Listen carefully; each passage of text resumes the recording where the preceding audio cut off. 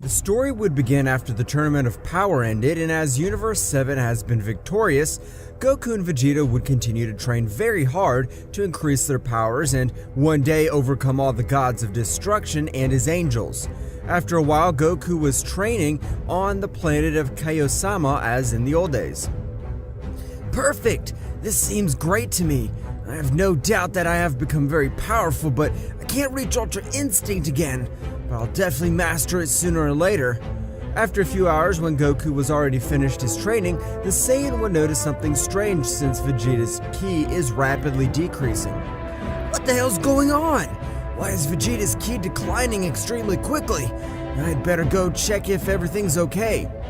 Wait, Goku, before you go, I want to tell you something. What's wrong, Kaiosama? What do you want to tell me? Remember that you and Vegeta will always be welcome on my planet. Don't forget that, since you are not a problem for me. Goku would not understand what Kaiosama would have meant, however, being in a hurry would not matter and would use teleportation, arriving in a few seconds at the capsule. I'll tell you something that Vegeta and you don't know. I was the one who gave the order to that damn Frieza to destroy, even so they continue to be a hindrance to me now. Bills, you're a damn insect. I swear, I'll never forgive you for this. Come on, Mr. Bills. Finish off that damn Goku, please. Krillin, I thought you were my best friend. Why are you doing this to me? I never considered you a friend. During all that time, you were always an acquaintance, and always because of you, I always died on several occasions, and all you did was watch. Now all of you stop wasting your time and finish these two once and for all. Damn insect, I swear you're going to pay me. I won't annihilate you with an attack because you already have my daughter Bura in your arms. I'm very sorry, Vegeta, but Bura is not your daughter, since your real father is Yamcha. How could you do this to me, Bulma? I'll kill that fucking bastard. Well, it's time to finish them both once and for all.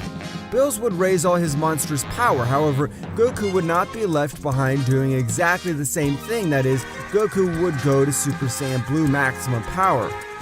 Damn, I swear I'll never forgive them! I'll destroy them with all my own hands! Bills would lunge at Goku, where both of them would have an amazing battle. That's right, the exchange of blows was impressive as they made the whole earth shake. Bills would catch Goku off guard and deliver a heavy blow that knocked him out that would make him fall to the ground.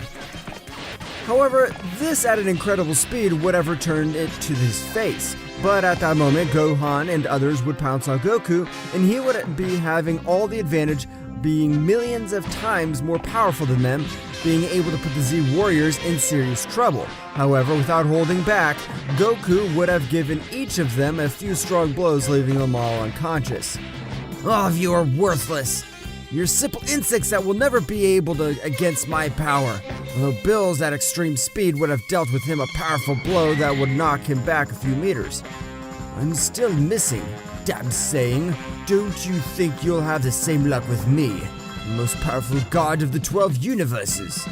Why do you think everyone pounced on me in the exhibition tournament? I'm not interested in that. I'll kill you. I'll kill you. I swear I will. However, at that precise moment, Mil and Gohan would arrive. Leave my dad. He hasn't done anything to you. He has protected this entire universe and this planet every time. Don't do anything to him, Mr. Bills. Please. That damn Saiyan is not your father. He's never cared about you. Goten would transform into a Super Saiyan by lunging at Bills, but Bills with a single finger would stop his attack and send him flying, leaving him very badly injured and on the verge of death, while he fell to the ground in serious condition. Dad, please don't die. They don't know what they're doing. You're the savior of this planet. No, you're the savior of this universe. Goten would fall to the ground where Mil would grab him. However, at that precise moment when Goku witnessed how Bills would have hit his son and was on the verge of death, a voice he would hear in his head. That's right, it's Kakaroto, the Goku dark side. Kill everyone! How dare you touch Goten, my son who was the one who trusts me! I'll not forgive you all! Damn! Why? You're a Goten! Don't leave any fly alive. Kill them, and let them feel what true terror is. Kill them all. Get out of my damn head! That's right, Goku, with all his anger, would go through all his transformations, and he would get a new transformation. Goku would have reached Super Saiyan Rose, which with his part of his ki was pure evil. Bills would be surprised due to everything the power it emanated. What the hell happened to you, Son Goku? I can feel an incredibly powerful power. Kakaroto, how come you did the same transformation as Black? And why do I feel negative energy coming out of you? Goku, without saying a word, at a flashing speed, would have given Bills hundreds of thousands of blows that he couldn't see anything. I'll make you suffer as you have no idea. I'll play with you until I get tired. Damn God, show me that you're the most powerful God. Bills would stand up, and with multiple injuries, however, he would give a smile. Don't think you can defeat me with that power. It's true, your power is incredible. But if I use 100% of my power, you won't be able to do anything against me. Bills began to increase his power in an incredible way. That's right, Bills was the one god who could access the perfect Ultra Instinct. But even a god could fear a mortal because not even the power was enough. Bills at a great speed would have hit Goku hard in the face. What did you say now, you damn monkey? Feel the power of the great Bills, the god of destruction. Don't think you hit me because of your great speed. I let you attack me on purpose to see how incredible your power was. But you're still the same human waste. Goku, with a powerful blow, sent him flying, very injured, despite the fact that the Ultra Instinct makes the body of its bearer move by instinct. Goku, with the Super Saiyan Rose, overcame that difference in power since he was furious watching how Bills hit his son. This is impossible. I can't believe it. How did you have so much power? I'm a god. I don't care who you are. If you come to touch one of my loved ones, I'll not forgive you, and you dare to touch Goten. Goku would begin to slaughter Bills, beating him up. He, even with Ultra Instinct, could not do anything against him. A Saiyan who would have accompanied his negative side and was thirsty of revenge, Bills, very hurt and on the verge of death, would rise once again. I can't lose. It's impossible for me to lose to a mortal. I'm tired. It's time to end your miserable life. You're worth nothing, damn cat. However, at that precise moment, this would attack Son Goku with extreme difficulty, was able to dodge his blow. Perhaps you too, Whis-san. What are they doing to this, me and Vegeta? What the hell did we do? I'm sorry, Goku-san. You have been the best disciple I've ever had, but the job of the Guardian Angel is to prevent the God of Destruction from dying. Anyway, these are just orders. I'm not in that. I swear I'll kill them all, even if your Whis is against me. That's right, Son Goku. You have overwhelming power, but before an angel you still lack power. Goku charged at high speed, however, Whis dodged each and every one of his attacks. Damn, our power still can't compete with the power of an angel. Goku and Whis would exchange blows for a few moments, making everything around them shake, but Whis was only playing with Goku. Kakaroto had enough power to defeat that damn Bills, but Whis treats him as if he were a child. Seriously, excuse me, Mr. Goku, I don't mean to do this to you and Mr. Vegeta.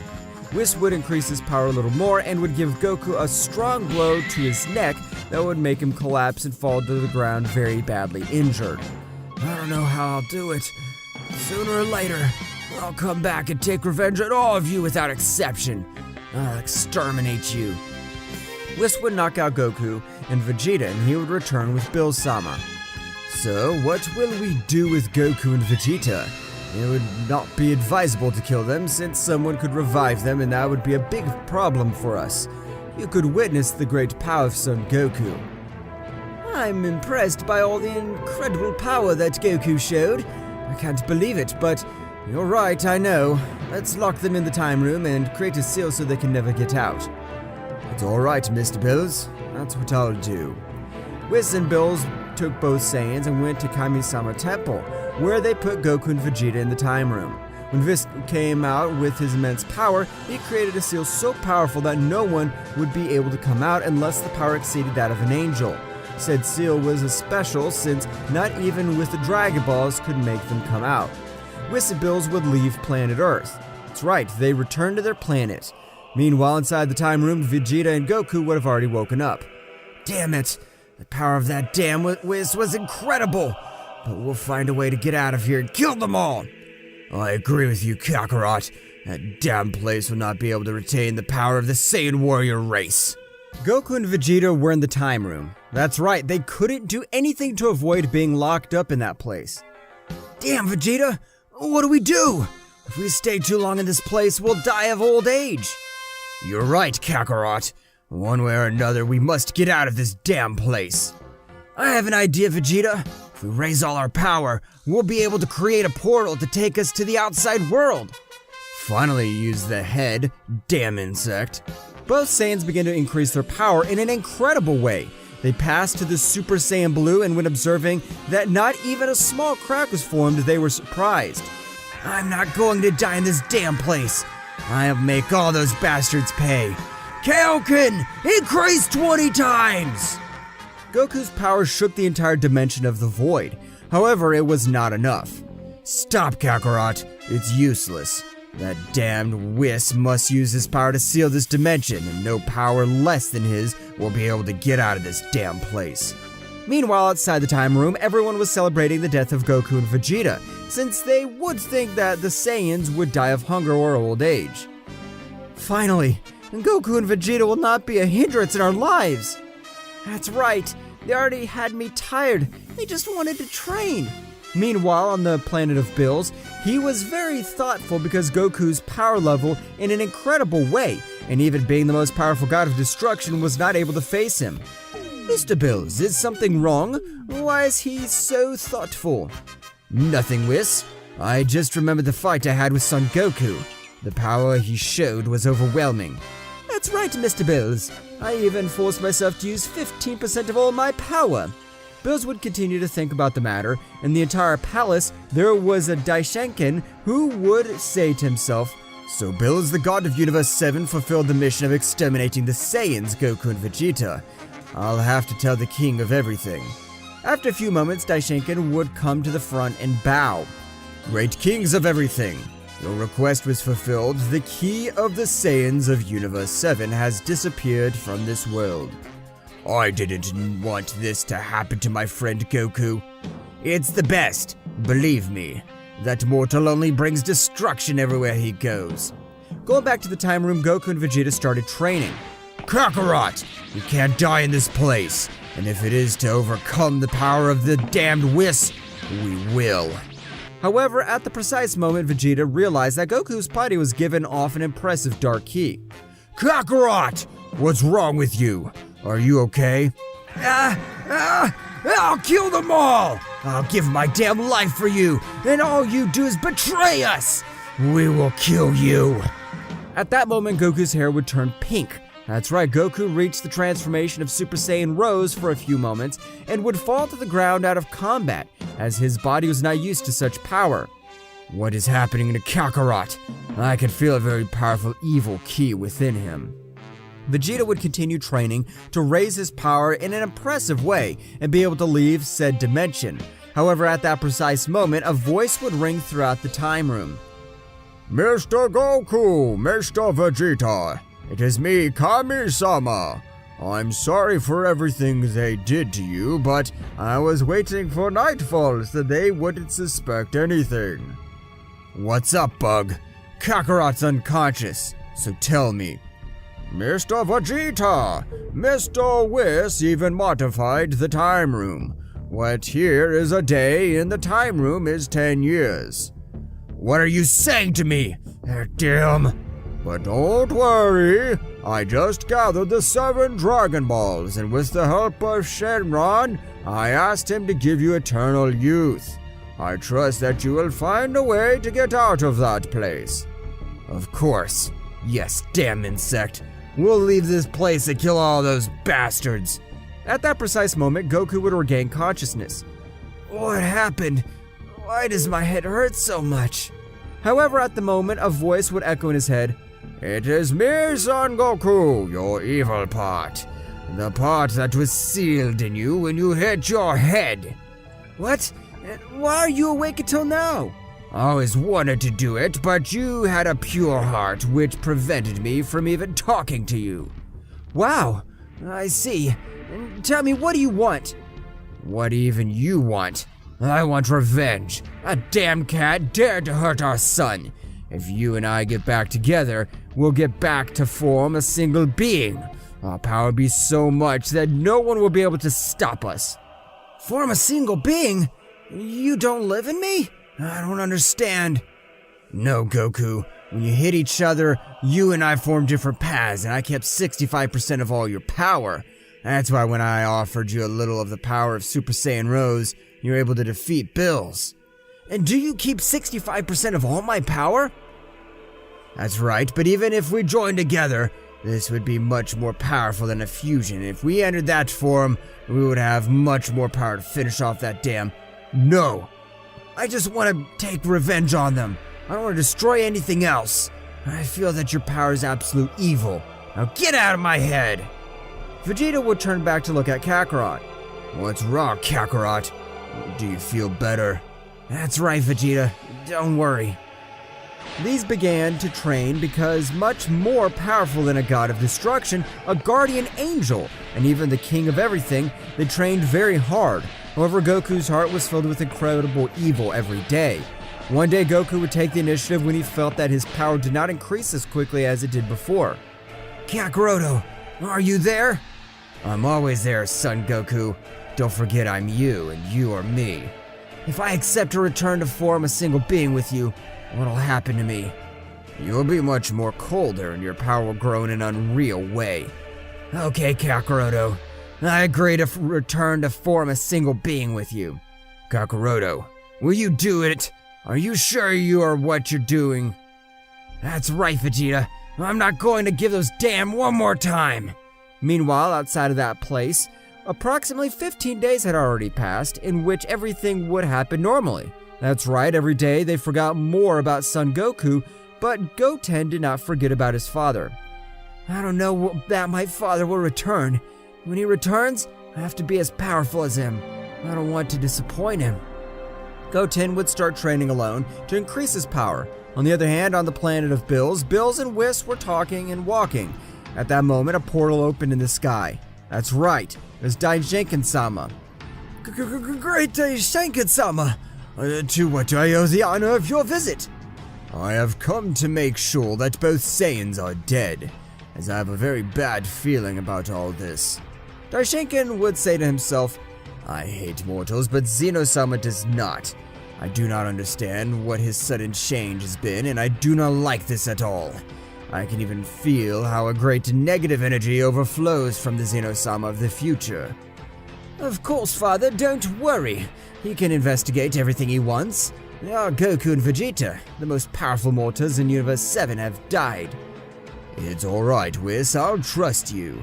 Daishankin, upon arriving at Zeno-sama's palace, would be greatly surprised to witness only one king of everything. What happened to the other Zeno-sama? We have merged. We have formed a single being, and now that we have this great power, no one will interfere in our affairs. What business, my king? And why do I feel such sinister ki coming from you? Daishankin, with me you must not pretend. I know that you can clearly realize that I'm not the same Zeno-sama of this time. My power is pure evil, because I am not Zeno-sama. Who is this? How are you in the body of Zeno-sama? I am the negative energy of the 6 universes destroyed by Zeno-sama, and we are looking for revenge. We want to destroy everything created by him, and I know that you hate mortals. Tell me, Dai, will you join me in total annihilation? So you are not Zeno-sama, but you are much more mature than the Zeno-sama of my time. So that's fine. I'll help you in all your tasks, new king of everything. So it was you who ordered the death of Goku and Vegeta. That's right. Since I felt the great power of Son Goku, and if I left him alive in the future, It could become a great nuance for all my plans. Meanwhile, in the time room, both Saiyans were training, which would have achieved incredible powers. Goku would have mastered Super Saiyan Rose Phase 2 and could achieve Super Saiyan Rose Phase 3 for about 15 seconds, while Vegeta would have managed to reach the Super Saiyan Blue Evolution Phase 2 and also managing to access the Super Saiyan Blue Phase 3 for a short period of time. However, his transformation was not compared to Goku's Super Saiyan Rose. We have become more powerful, Vegeta, but it's still not enough. We'll be the strongest beings of the 12 universes. Of course, Kakarot, and we'll kill the damn Bills, since it is his fault that we're in this damn place. That's right, Vegeta, but there's something that doesn't add up. I don't know what it is, but I feel that something isn't right. It's just your imagination, damn insect. So let's start training to be much more powerful. Meanwhile, at Zenosama's Daishankin palace, he would have already returned any informing all the gods to annihilate all the more powerful mortals and not leave any of them alive. Finally, I have the revenge that I wanted so much. There'll be no one who can stop me. Yet at that precise moment in his head, you will not achieve your goal. I know that a warrior will appear who will have the power to defeat you. Ha ha ha! That will be impossible. I have ordered to annihilate all mortals of great power. Now they are no longer useful to me. It disappears from me. Zeno-sama, with an ability to erase, tried to eliminate all traces of the other Zeno-sama's essence. However, this one with great power and knowledge was able to leave his body. This one was only spirit. Zeno-sama wandered through all the universes until he felt a known power, but with some evil. It was the power of Son Goku.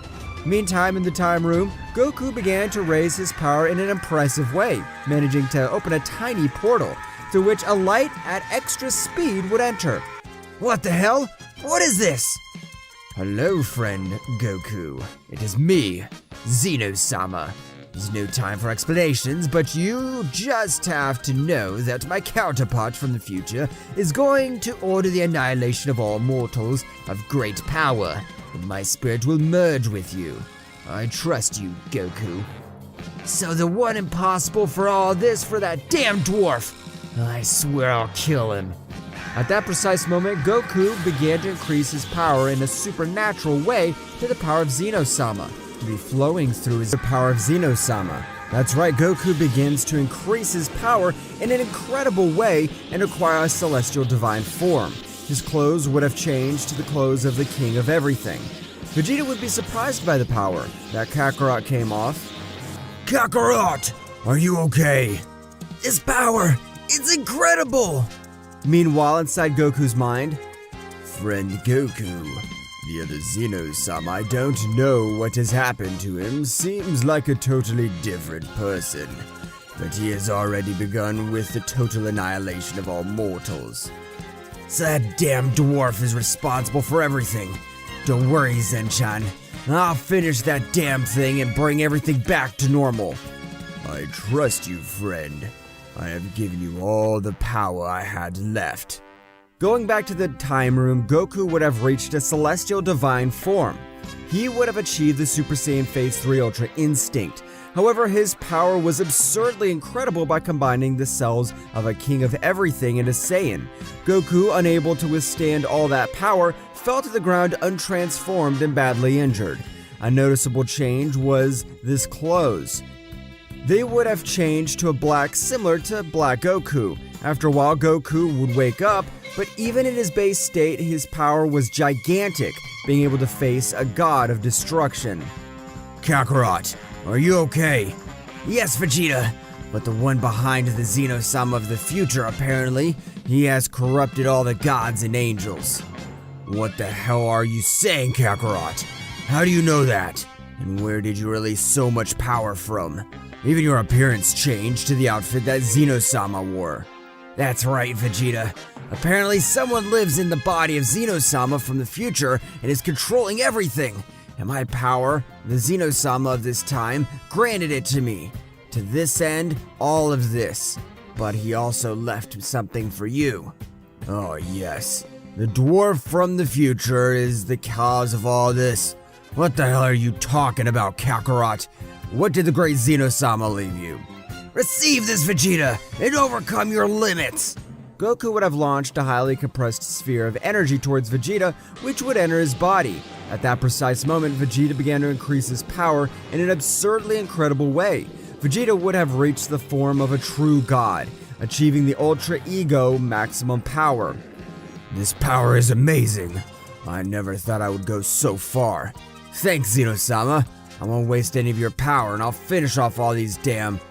Goku and Vegeta began to train their new powers, since Ki being so dense made them slow, and it didn't matter what power they possessed, they became so heavy they couldn't win a battle.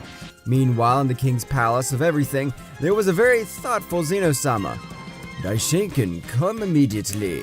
Daishankin would arrive bowing. Tell me, my lord, what is offered? I want you to gather all the gods and also the Super Dragon Balls. I have a very bad feeling. Whatever you order, great Zeno-sama.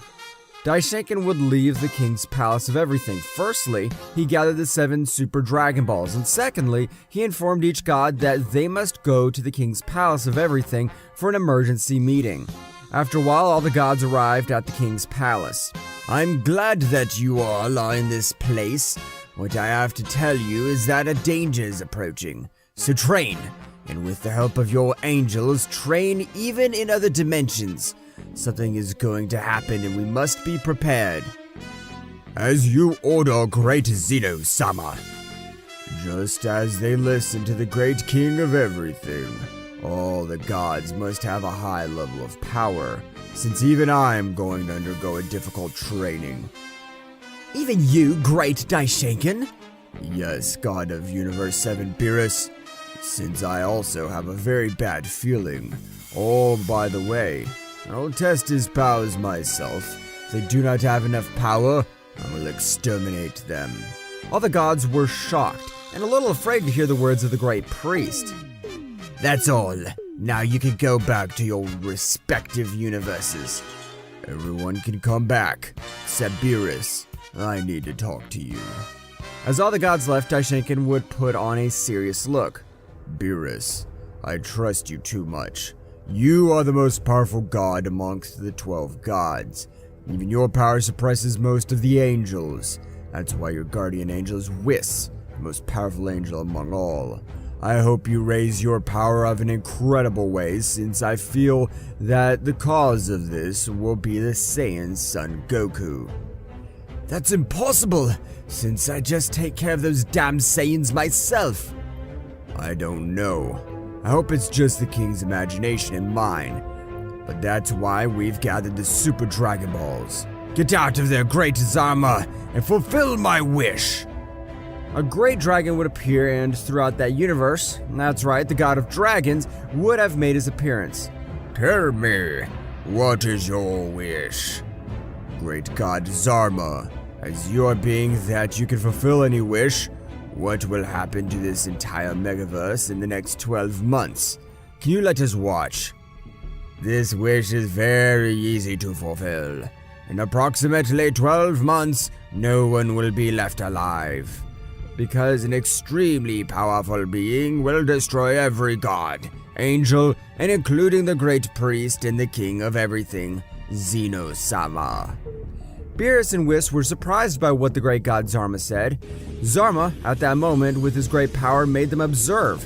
They were able to observe in their minds how a being made the 12 universes tremble in the annihilation of each one of them.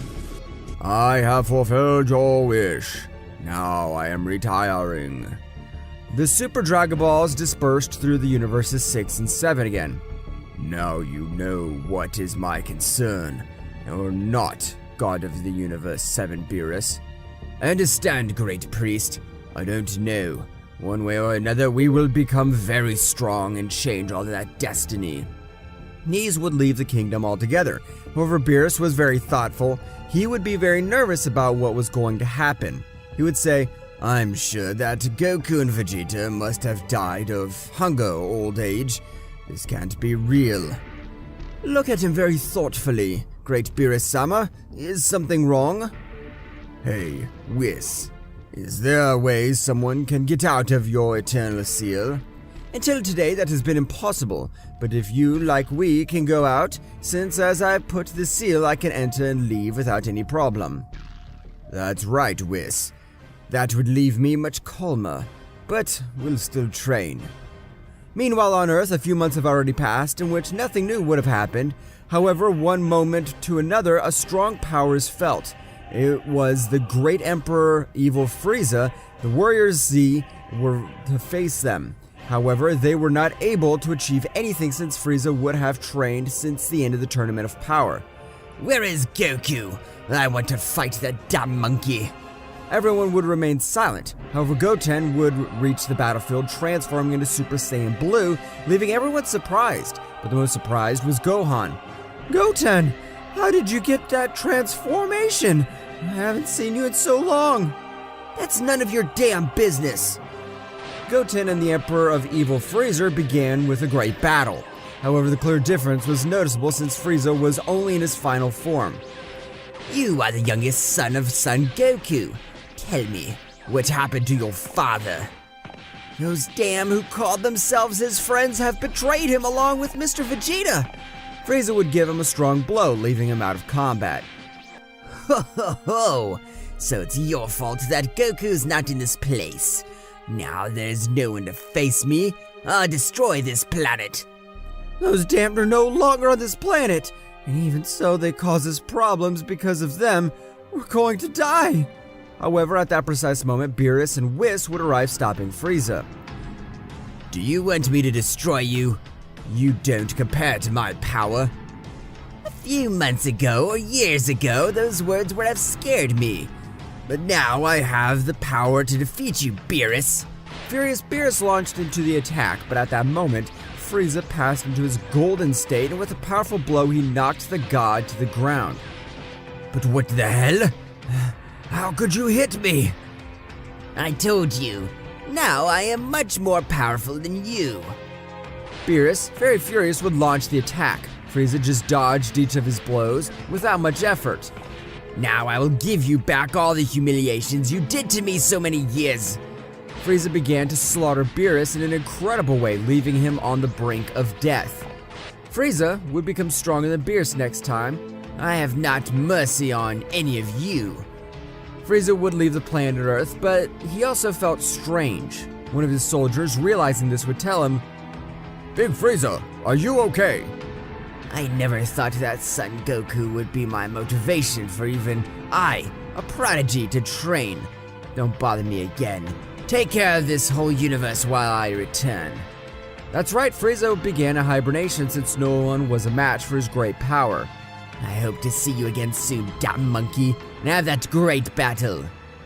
On the other hand, in the Room of Time, were our Saiyans who already had a surprising power.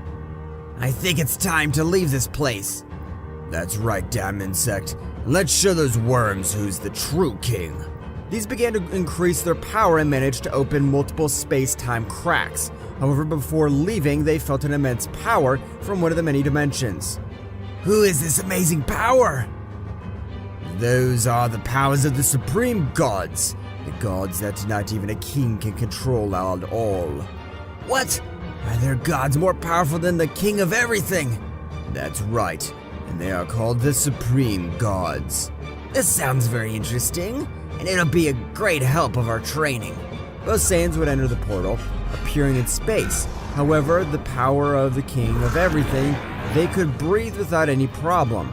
At that moment, a subject at extreme speed would have a powerful blow to both Saiyans, causing them to collide against the planet and destroying them with its impact. What the heck? Who the hell is you fucking insect? The power of your punch was absolutely amazing. Goku would stand up. Why are you attacking us if we haven't done anything? What's wrong? I am Hydra, one of the supreme gods. In 700 years, nobody has come to my territory since they know what awaits them. Now you are my prey. Hydra launched the attack, not giving Goku and Vegeta time. He began to massacre both Saiyans, leaving them on the ground very... Goku and Vegeta began to increase their powers in an incredible way, that even Son Goku's power made the whole universe rumble. And with a surprising scream and a smoke screen, these appeared in their combat form. Wow.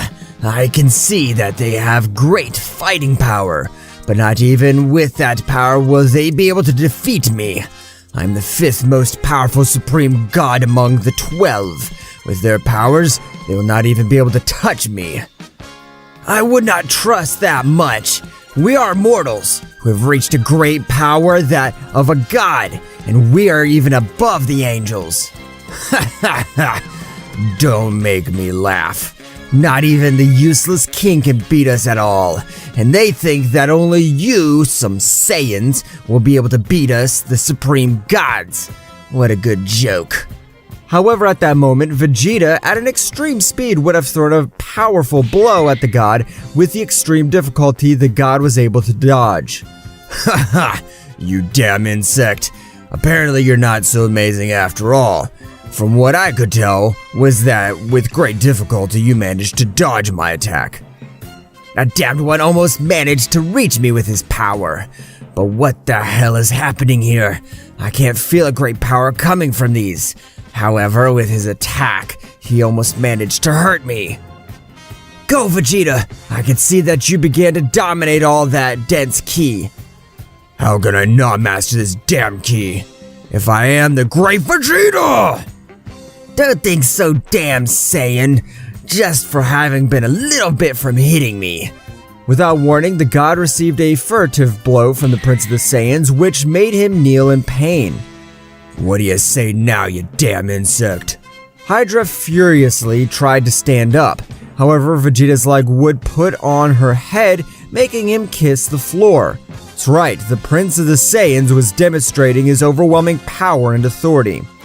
Apparently it won't be necessary for me to intervene in this battle. Vegeta's power is powerful enough to end the life of that pathetic god. Hydra would give a loud scream, which increased his power and formed a shockwave, causing Vegeta to quickly retreat. A very furious Hydra would launch into the attack, of which Vegeta would dodge each of his blows, making it impossible for him to even hit a single blow. What the hell? How do you have so much power, damn Saiyan? Our power now is not below supreme deities like you, since we possess the power of the king of everything. Vegeta would give him a powerful blow that would shake everything around him. The power of that blow would have been so much that it would make the god too affected.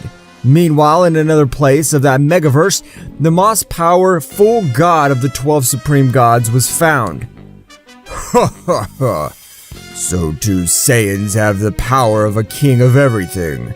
This'll be fun, and no god in this place is able to deface me. However, at that moment, a being with a peculiar appearance would approach, which seemed like a demon. Great Broly, do you really think that those 2 Saiyans are rival for you? You're not a normal Saiyan, your power goes beyond anything known. You are the great legendary Ultra Super Saiyan God. I don't know if they are worthy of my power, but I want to test their powers. From what I can feel, they both have the power of a king of everything. Going back to the battle between Vegeta and Hydra, it was clear that Vegeta was totally dominating the battle. However, in an oversight of Vegeta, Hydra was able to land a sneaky blow that would make him go back a few meters. Your power is really amazing, but even so, you can't compare with the 2 most powerful beings in this place. Now I will use all my power. Hydra began to increase her power in such a bestial way that it would make everything around him start to tremble. However, Vegeta would be very confident. No matter what you do, your destiny will be death. Since without doing anything about it, you wanted to kill us, you found yourself death. Hydra would not pay attention to Vegeta's words. At that precise moment, Hydra, at an amazing speed, would have given Vegeta a blow that would make him spit blood. However, when he used the power that goes beyond a god, his vitality would be wearing out fast. Meanwhile, returning to the time room, Whis, with his immense power, was able to enter the time room with Beerus. That's right, both of them were very surprised when they saw that there was no one, but at that moment their bodies felt a chill. Since even up to that dimension, one could feel the intensity of said battle that was taking place in a place far away from where they were. Whis! What the hell has happened in this place? How did these two bastards get out of this place? And if I'm not wrong, the pressure you feel is from Vegeta. Beerus and Whis could not feel the power of Goku or Vegeta because their power was in another dimension. They were in the dimension of power of a king of everything. I don't know, Mr. Beerus. This is impressive. Mr. Goku and Vegeta really managed to get out of this place, and in effect that great pressure is from Mr. Vegeta, who seems to be fighting with someone very powerful. Both deities would come out of the time room with an expression of horror. We must inform the High Priest what happened, so that this same Daishankin with Zeno-sama take action on the matter. Returning to the battle, Hydra's power had risen so much that he was putting the big Vegeta in a bind. This is what you wanted, damn! Let him fight seriously, then find out something. This is all the power of the Great Hydra! Vegeta would stop his next attack with one hand and smile. And have you seen me use all my power? I'm just using a power similar to yours, and I want to end all hope you have, damn! Vegeta at that moment increased the power of Super Saiyan Blue Phase 3 to 75%, with which a surprising pressure fell on the Hydra god. Who are these guys? I can't breathe! Its pressure has cut out my breath! Feel a bit angry. This is the agony that we feel when beings with the title of God want to take advantage of us. However, at that precise moment, a subject would have given Vegeta a strong kick, which flew hundreds of thousands of kilometers. The blow of that being would have arrived was overwhelming. What is that powerful Ice Emperor Yakuza doing here? The new subject would have arrived named Ryota, who would stand in front of Hydra. Get out of here, Hydra. You don't have enough power to defeat them. From the beginning you should have realized, so don't treat everyone as if they were inferior to these two Saiyans have beaten you up. But Great Yakuza, I want to help you. Between the two of us we can finish them off.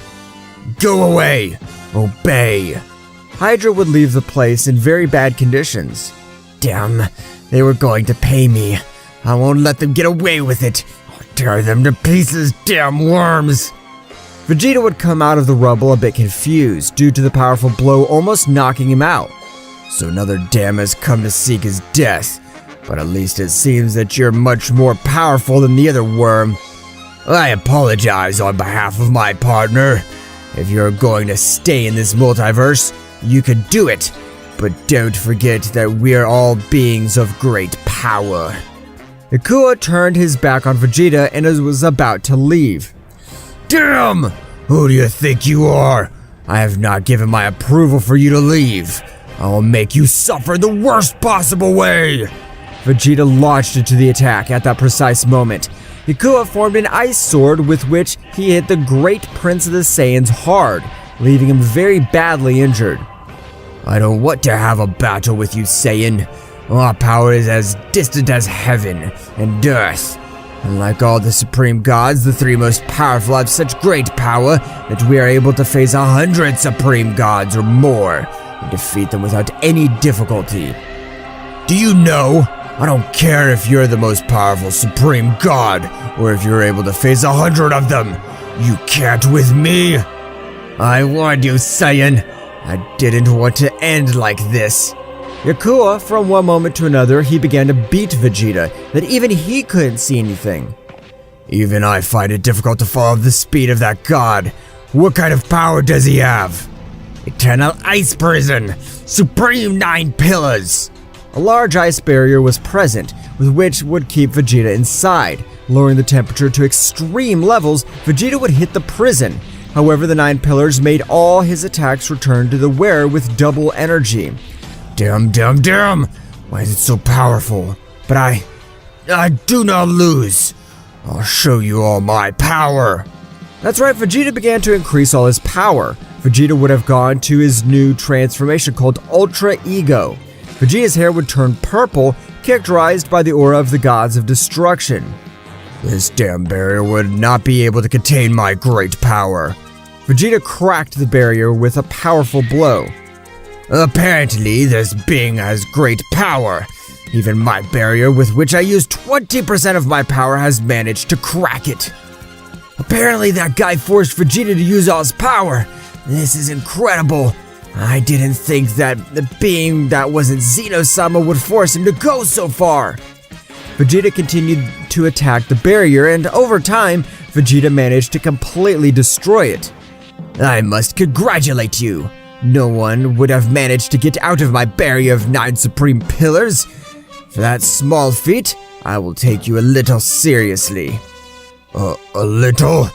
Damn, don't you underestimate me! Vegeta launched into the attack. The collision of the fists was impressive since the entire multiverse was affected. So Yakuya is fighting with those Saiyans. This would be a perfect opportunity to see what those Saiyans are capable of. Yakuya and Vegeta continued with their exchange of blows. However, Yakuya was only playing with the Prince of the Saiyans. I'm already bored of this game. It would be better to end this battle once and for all. Yakuya gave Vegeta a powerful blow which would send him flying, beginning to charge a large sphere of energy. Vegeta, recovering from the blow, observed that Yakuya was carrying a large sphere of energy. I'll also charge my most powerful attack. That damn thing was not able to be against me. Vegeta began to gather a large amount of energy. Receive the big final glow! Your simple power will be no match for the ultimate ice attack. Both attacks began to collide. The level of his attacks was supreme, as he even destroyed the planets that were nearby. How is this damn thing holding back my final blaze? Ha ha ha! I'm not even using half of all my power. Yakuya focused much more power on his attack, exterminating Vegeta's. However, before his clash with Vegeta, Goku would stand in front of him, and with one hand he would make him disappear. I see you're very powerful, but the real battle is about to begin. Goku would have pulverized that big attack with a single blow, saving Vegeta from being exterminated. So my suspicions weren't wrong. You had a greater power than this guy. So you have noticed that? Well, that's right. I'm much more powerful than Vegeta. Kakarot, even though you have the power of a king, don't trust yourself at all. The power of that damn worm is amazing. Not even with my maximum power was I able to scratch it. Vegeta would have fallen to the ground unconscious without any energy. I told you the same thing I told your partner. I don't want to fight. The 3 most powerful gods don't compare to the rest, and that's right. Your power won't be enough to face me. I see that you are very sure of your words. I hope you have the power to support them. Goku launched into the attack in Super Saiyan Rose. However, Bakuyas dodged the blow with extreme ease, managing to hit him with a blow that would send him to the ground. I told you, you don't have the power to face me. Better get out of this place and stay in any territory you want. Your power is comparable to the normal Supreme Gods, but not to the 3 most powerful. Apparently, with you, I'll have to use all my power, because I'm not going to hold back! The entire multiverse began to shudder. An incredibly amazing power overflowed from Son Goku. This stepped directly to his phase of the king of everything Super Saiyan 3. The power that gave off was brutal. So that Saiyan thinks to fight against Hydra. It'll be a great show. The power he hides is incredible. We hope that he'll be able to face the Ice Emperor Bakuya. Your power is incredible, but even with that bestial power, you won't be able to face me. Goku, the power you emanate is incredible, but it won't be enough for the Supreme God. His power goes far beyond what you can imagine. I know, but I want to face it with everything I have. Get ready! Don't intend to contain me! Goku launched himself at maximum speed, launching a blow at Bakuya's face, which he would dodge. However, this time, it would have been too difficult for him to dodge said attack. The air slingshot was devastating. Some planets would have disintegrated with a simple blow. Bakuya would say to himself, "The power of this guy is incredible. If he faced any of the rest of my teammates, he would tear them to pieces in a few seconds, with the exception of the Super Saiyan Ultra God Broly and Ryota." Goku would not stop attacking, With his maximum power, he began to throw a shrapnel of blows at him, which was putting Byakuya in more and more trouble. I can't believe it! The power of that Saiyan is incredible, and from what I can feel, he has the essence of a king of everything in his body. Meanwhile, in the king's palace of everything, Beerus and Whis would have arrived. What happened? By their looks, I could tell that it's not great. That's right, Father, but what you have informed us has been real. The prophecy is being fulfilled. Great Daishankin-sama. The Saiyans Goku and Vegeta are not in the room of time, and when we entered that place, we could feel how they were fighting against other beings with great powers. This really is catastrophic. There's nothing we can do. Of course there is something. We are the most powerful deities of the 12 universes. Time does not influence us. But great Zeno-sama, even the great god Zarama has said it. There's nothing we can do. Of course there's something, Daishankin. Take care of closing all the dimensions that connect with the room of time that Beerus tells us about. Is this even possible? There are infinity of dimensions. Such is not as possible. What I do is seal the room of time again with even greater power. If the prophecy is true, they will come out, but we will have much more time to prepare for this great battle that is coming. God Beerus and Angel Guardian Whis, you as the two most powerful beings, blow Daishankin and me. Train very hard. We will inform the rest of the gods. As you order, great Zeno-sama, we will not let the prophecy come true.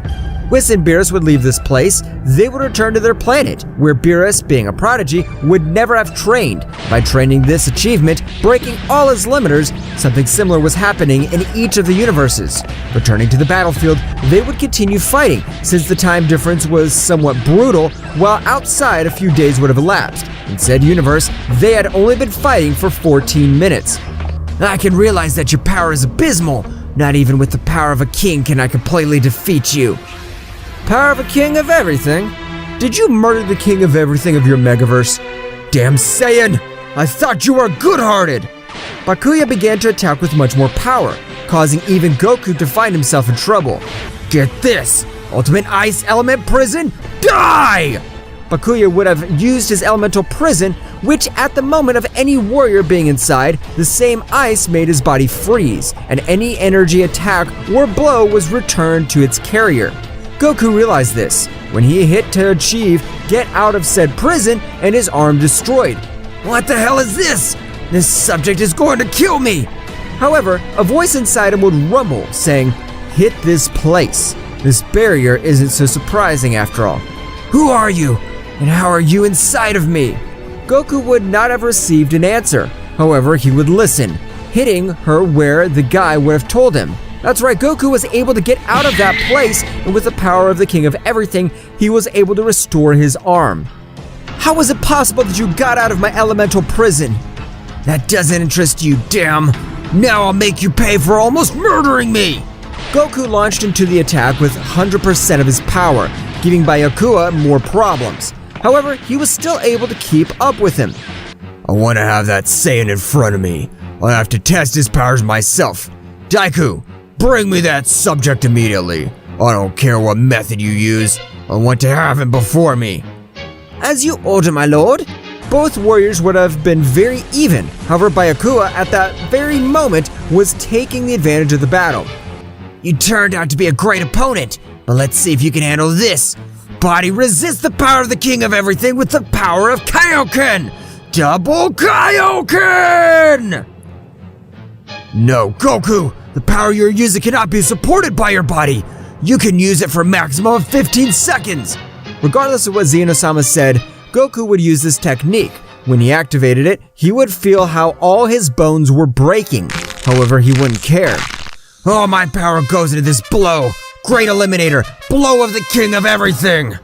The power of Goku exerted in his right fist was terrifying, and Byakuya himself would realize this, which raised a large part of his power to be able to stop such a bestial attack. I see that your body's being affected by all that power. That power does not belong to you. That's not true power. After this, you'll be useless, and you won't be able to increase your powers again, because your energy veins, they will explode. You're not fighting with an amateur. I know what my body is capable of, and I'm not going to die. This won't be my end since I haven't fulfilled my mission. Byakuya would use a great attack to counteract the attack that would be sent against him. However, when he hit Goku with his blow, it would go through him. What the hell? An illusion! Being gods that eliminate all beings with a single blow, I thought this could work for me. You don't have the combat experience that I have. Goku's attack had hit Byakuya, sending him flying thousands of meters. Gah! That punches hurt so much! I can't believe the power of that attack! But Goku's attack would not have ended there. Goku had a speed that even exceeded Byakuya's superior view, was able to hit him in the stomach, causing him to spit out blood. I have only 5 seconds left with this power. I'll use my final blow. Take this divine captive blow! That's right, Goku's last blow was able to knock out Byakuya. At that precise moment, Goku de-transformed, falling to the ground badly injured and unconscious. At that very moment, Deku would have arrived, restoring everyone's energy and taking only Goku and Vegeta to the Great Broly's palace. At that moment, he arrived. Here are the 2 Lord Warriors. Okay, leave them in some rooms until they recover. Meanwhile, out of all that place, Daishankin would have managed to create an extremely powerful seal, which allowed him to seal any dimension that connects with the Room of Time. This won't be enough. Let's hope we have enough time to become powerful. Trust us, gods of destruction. We will stop those Saiyans one way or another. Returning to Broly's palace, both Saiyans would have woken up. I have no stress in my body. How weird. I thought that Kaioken was going to affect me much more. This is amazing. I had a brutal power increase. At that moment, they both felt a power that even those would make them tremble. Whose is this awesome power? I can't believe it! The owner of this power is a being that must be at the top of everything. I can't measure his power. Both Saiyans would come out and they would be expected by Broly and Deku. So they woke up. That seems excellent to me. Sir, you sure of what you're going to do? You have saved us. First, I must thank you. I don't know what your action is due, but thank you. You're a Saiyan like us, but how do you have such power? Despite not being transformed, you made an extremely overwhelming power. So you realize that's right. I am a Saiyan. In fact, I'm the first Saiyan god and legendary at the same time. Everyone was surprised. However, there was not to be a time to be too surprised, since at that moment, Broly would take out both Saiyans by shooting each of them with a strong blow. If they were able to take on the third most powerful god, Ice Emperor Byakuya, I want to see what they're capable of. The blow he gave us was very well placed and quite accurate. I can't believe the power he possesses. We can't trust this guy, or else we won't be able to make it out alive to tell about it. Goku would go into Super Saiyan Phase 3 Ultra Instinct with the power of a god of destruction, and Vegeta with Ultra Ego. That's right, they began to exchange blows at surprising speed. However, for Broly, it was child's play since he just dodged and evaded his blows. Damn, if you had the power to hit us, you... Goku wouldn't finish his sentence since Broly would have held him by the head, dragging him across the surface. You must not tell me clearly that I will attack you. I am not so merciful. Vegeta would jump up to help Goku, but he would be useless. Broly was holding each warrior with each of his arms. My power has no comparison. You are nothing more than garbage next to me. Goku and Vegeta would sneak attack Broly, however none of their attacks were effective. That's right, the power of Super Ultra Saiyan God didn't even compare to the power of a king of everything. Goku, with his current powers, won't be able to deal with that guy. You better think fast about a way out, or that bloodthirsty guy will kill you. I know, but I really don't know what I can do. His power is so immense, I can't let go of his grip. Is that all you have? Are you really Saiyans? You two don't look like more than simple insects. Damn it! Don't make fun of us, especially me. I'm the Prince of the Saiyans! Both warriors began to put much more power into their blows. However, Broly's power was so much that with one hand, for each one, he was able to subdue them. Meanwhile, outside of all those universes, there were 12 gods of destruction in their arduous training. That's right, they would not be easy prey for the Saiyan who would have absorbed Zenosama's powers. Meanwhile, in Universe 11, there was the god of destruction Vermouth. Margarita, what chance do we have in this coming battle? From what I understand, the Saiyan Goku and Vegeta come from a warrior race. Their power has no limits. I don't know exactly, but we don't have enough power. We'll be destroyed imminently. I can't believe those two Saiyans have the power to make even a king fear him at all. It's incredible. In another universe, to be more exact, at Universe 7, there was Beerus, who would have achieved a transformation that would have increased his power in an incredible way, being at the same with an angel, but not above an angel supreme as was Whis. Sir Beerus, I can tell that his power has grown in an incredible way. Very proud of you and your new power. All this power is to assassinate those two Saiyans, although deep down I don't want to do it. Our orders are from the true kings. That's right, Beerus-sama, we don't have any other choice. But still, those Saiyans were nothing more than a nuisance to us. You're right, Whis. The only thing we have to do is eliminate them so that all the 12 universes enter into peace. Meanwhile, in the king's palace of everything, there was a Daishankin talking with Zeno-sama. My lord, what will we do if the power of those Saiyans rises much higher and they're able to break the seal? Well, whatever's in our hands, those damned are the only hindrance to our plans. Those damned Saiyans, they've always opposed me. I understand, sir. With your permission, I'm going to raise my power. Daishankin would leave the kingdom altogether, going to a room which made his power increase in an extremely incredible way. Returning to the battle, Goku and Vegeta were very injured. No matter how they attacked, they were always evaded by the power of the great Broly. I really didn't have to use 50% of my full power. They're ridiculously weak. I haven't even gone into my combat form. What did you say? So all this time, this has only been a game for you. Deku, who was watching the entire battle, it seemed. The power of those Saiyans is impressive.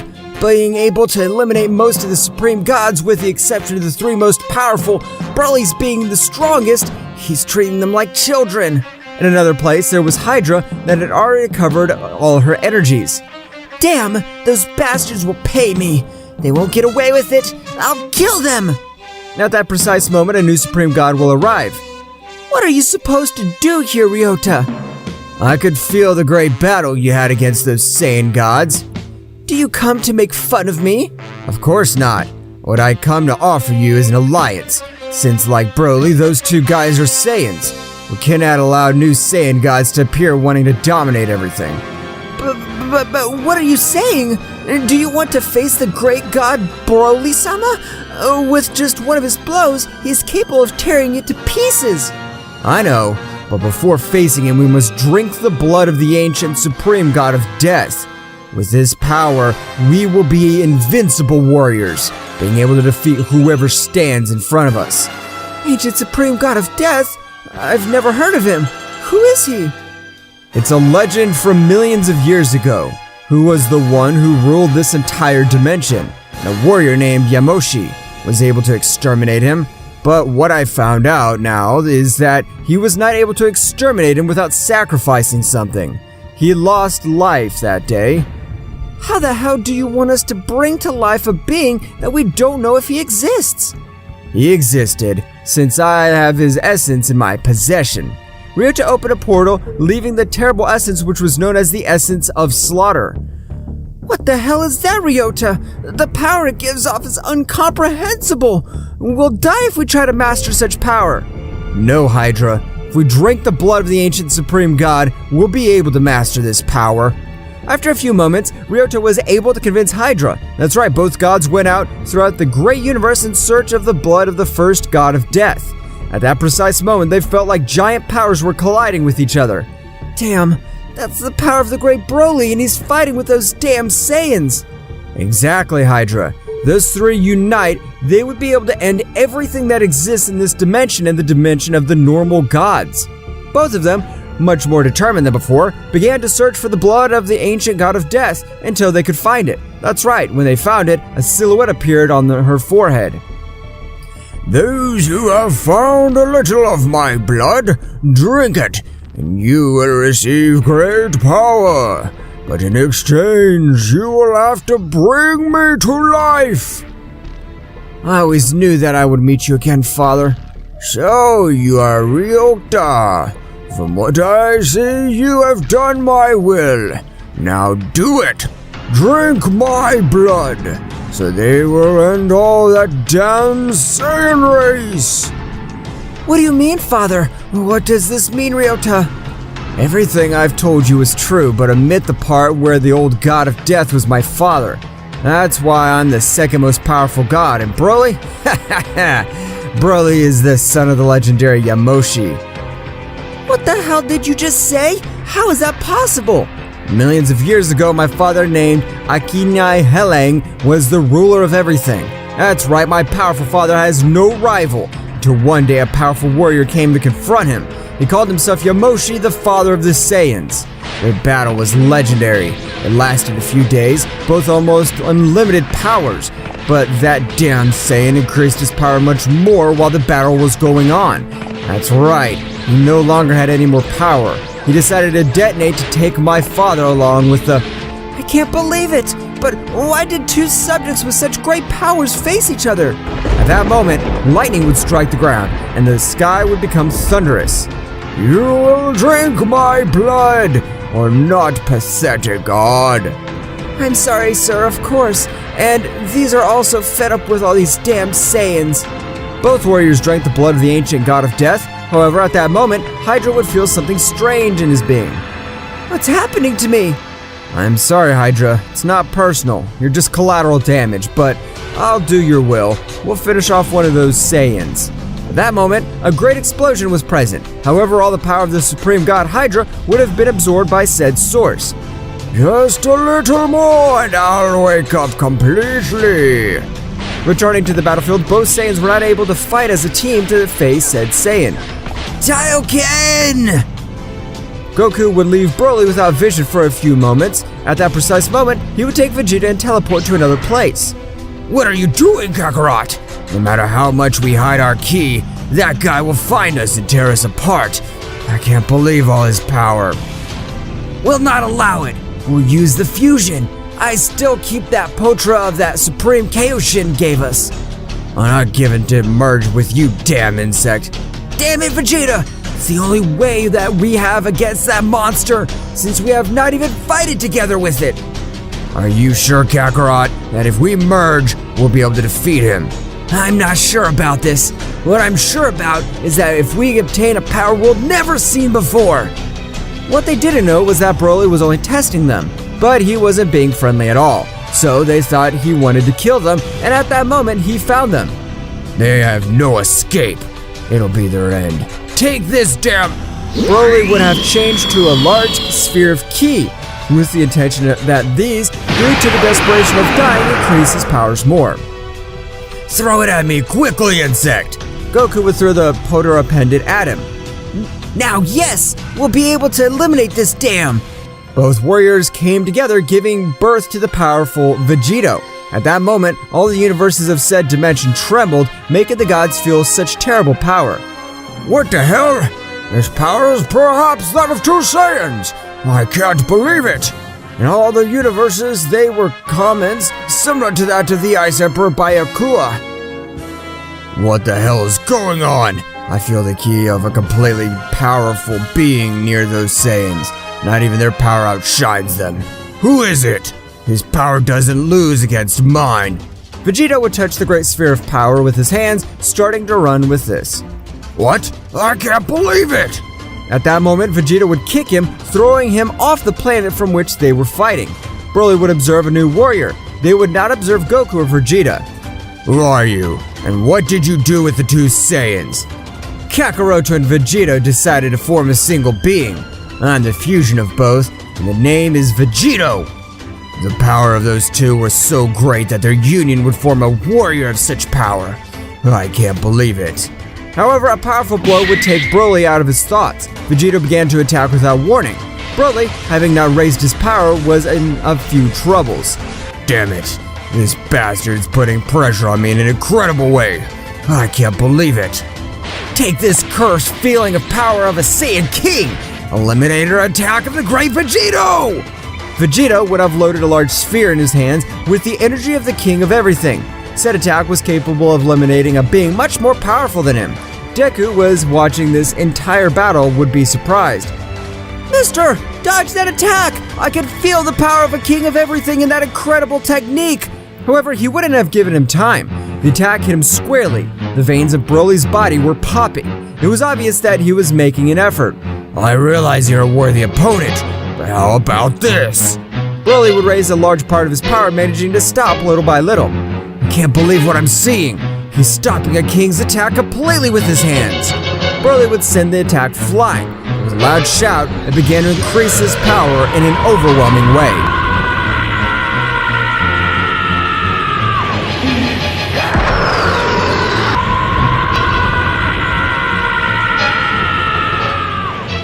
Broly was raising his power in an incredible way, causing multiple dimensional cracks to be created all over the space.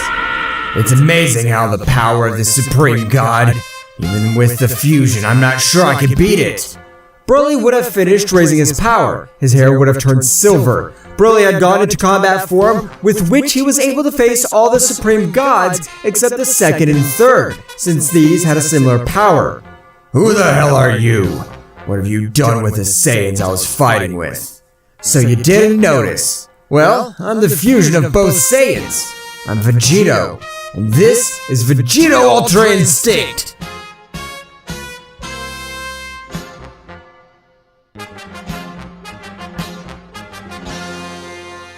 Vegeta would go Ultra Instinct, surprising Broly and Deku, who was watching this battle. How is it possible that two Saiyans from the world outside have so much power? It is a fucking nightmare. I see that with you, I have to use a large part of my power. I hope I'm prepared.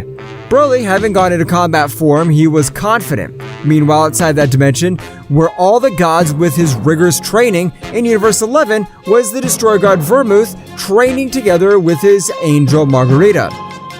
Margarita, we have trained enough for today. I think we can give ourselves a decent rest.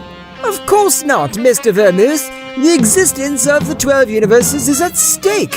If we are not powerful enough, we will die. If we don't rest enough, we won't be able to make our ki recover quickly. Margarita would accept that the god of the Destroyer Vermouth has her rest. However, she was a bit upset, and Vermouth had noticed this attitude that the angel was having. Everything was similar in the 12 universes, and this was all because Zenosama's negative power was flowing through the 12 universes, affecting the fundamental pillars of each universe. Meanwhile, on Earth, all of those were normal months had passed since what happened. The only one who continued to train hard was Goten, who had the hope of being able to return to his father. I need a training partner, but I don't know who to tell. At that moment, he would feel the key of Trunks, who would leave that place at a great speed. At that moment of meeting him, they began to talk. Long time no see, Trunks. How have you been? Hello, Goten. Very good, and you? A little boring. I want my father to come back from the planet so that he could train with me. So that's what these bastards told you? What do you mean, Goten? Those cursed locked up my father and Mr. Vegeta in the Room of Time because they believed they were a threat. No, I can't believe it. They wouldn't be able to do this to our parents. It's the truth, Goten. You better not train so that when they come out, I know they'll be proud of our powers. It seems good to me. So that's why no one wanted to talk about my dad. We'll become very powerful, being able to make them proud. Meanwhile, on the planet of Beerus, he was training, since he had to manage to obtain a new transformation which was able to overcome all the gods of destruction and being at 50% of power of Daishankin before he trained. That's right, Daishankin at the end of his training had also achieved abysmal power, being on par with the Super King of all. Returning to the dimension, both warriors began with a great battle. Both were very even and very injured at that moment. A strong rumble was felt through the multiverse. It was nothing more than Vegeta's power. Since Zeno-sama's essence was merging with it, Broly felt like Vegeta's power, instead of decreasing, was increasing. What the hell? How can she raise his power like that without an emerging transformation? Is he also a legendary Super Saiyan? Vegeta kept screaming, raising his power in a terrifying way, causing disasters all over the place. Daiku was trembling at feeling such a beastly power. Sir, the power of this individual has already surpassed all the gods, being able to eliminate them with a single blow except the three most powerful. Elsewhere, the Ice Emperor King Byakuya was surprised by the battle that was taking place far away from his universe. That battle is on another planet. I can't believe it. The power of those Saiyans is absurdly incredible. So they weren't using all of their power. Meanwhile, with the Supreme God Ryota, he managed to convince each Supreme God to destroy Broly. However, what he was doing was giving his father much more power and being able to master the Massacre energy. When Ryota's father absorbed the last Supreme God, a light would make all those multiverses illuminate with a great light. What the hell? Another great power has appeared, but unlike Broly and that Saiyan, he's pure evil. But from one moment to another, all that majestic power had disappeared. Akiyani Helang had disappeared with all his ki to be able to master all that bestial power. Akiel and his son would go to different universes to master the new powers. Father, what will our first move be? The first thing we need to find out is how powerful Yamoshi's descendant has become. He's the most powerful god among the 12 supreme gods that existed, but I doubt that his power compares with his. At that moment, they also felt the collisions of their fists. Whose other power is this? There's a new Saiyan that has come to this multiverse. I see. So we have to train hard to be able to face them. Father and son began to train to increase their powers greatly. Returning to the battle, Broly had already decided to end it. Your power is incredible, but you still lack the power to match for me, the legendary Ultra Super Saiyan God. Broly increased his power much more, where he even had muscles grow even more. However, with his large size, he retained incredible speed, since in a few microseconds, he was able to deliver a strong blow to Vegeta that would leave him out of harm's way combat. You're the second most powerful guy I've ever faced. Broly would return to his base state. However, he also received great damage in the battle. After a few days in which Vegeta would wake up, they would unfuse, becoming Goku and Vegeta again. So they woke up. So they know. I don't want to kill them. I just want to know how far their power goes. I understand. Sorry for attacking you. Don't worry, they're very powerful, but that fusion is their trick up their sleeve, since the power they generate is incredible. But tell me, what brings you to the world of the Supreme Gods? We were imprisoned by the great price Daishankin and Zeno-sama. I see, so those insects are still alive. Zeno-sama's good for nothing. Goku began to tell everything that happened to Broly, which he would understand. Now I understand everything. You, being of the same race and not having negative energy, are welcome to this universe whenever you want. Goku and Vegeta would raise their power by returning to the Room of Time. That's right, from that place, they began to increase their powers in an incredible way, managing to open a dimension towards the Tremor of Kami-sama. However, when they left, all they felt is a ki absurdly powerful. All the gods, angels, and high priests and the king of everything managed to perceive such power that would make all the 12 universes shudder. Goten and Trunks, feeling the ki of their parents, went quickly to the place of Kami-sama. After a few minutes, they would arrive. Goten would run to hug his father, just like Trunks would do to Vegeta. I missed you so much, Dad. Forgive me for not being able to do anything when those bastards betrayed you. A long time without seeing you, Goten. I can feel how you've become very powerful. I'm very proud of you. Hello, Dad. Long time no see. My mom had told me that you were training on the planet of Mr. Beerus. That damn insect will pay me. But Trunks, your power has grown in a surprising way. You filled me with pride that you're my son. At that moment, Beerus the Destroyer God of Universe 7 would appear in front of all of them. So they managed to get out of that place. Apparently they are hard to kill, damn monkeys. I'm surprised how even with the High Priest's seal you are able to get out of said dimension. You really are two warriors of great powers. On this occasion, I'll finish with you two damned! Let's see if you can, damn it! I highly doubt it. That moment, Beerus began to increase his power in an incredible way, causing the entire Universe 7 to tremble. However, when Goku felt how Beerus was raising his power in an incredible way, an air wave would send him off planet Earth, since it is said place where they would still see people who had not betrayed him. Here in space, if you can unleash all your power, go ahead. Damn, I hope you don't regret what you're doing. Beerus again began to increase his power in a scary way. Beerus would have passed to the new transformation of him with 100% of all his power. Now praise the power of a super god of destruction! Ha ha ha! Damn insect, your power is pathetic! Don't worry, Kakarot, I'll take care of this clown. Vegeta would go off of the Ultra Ego, which he would be able to surprise Beerus and Whis with his power that he gave off. Whis also wanted to pounce on Vegeta, but at that moment, Goku would take him by the arm, giving him a strong blow that he was not able to dodge, throwing thousands of kilometers through that universe. How could he hit me? This can't be true! At that moment, a great battle would begin between the most powerful deities of Universe 7. However, despite the fact that Whis and Beerus had trained, they were no match for the Saiyans, who were only playing with them. Goku, kill them! You have no choice, and when all this is over, you will revive them with the Super Dragon Balls. All their energy is corrupted.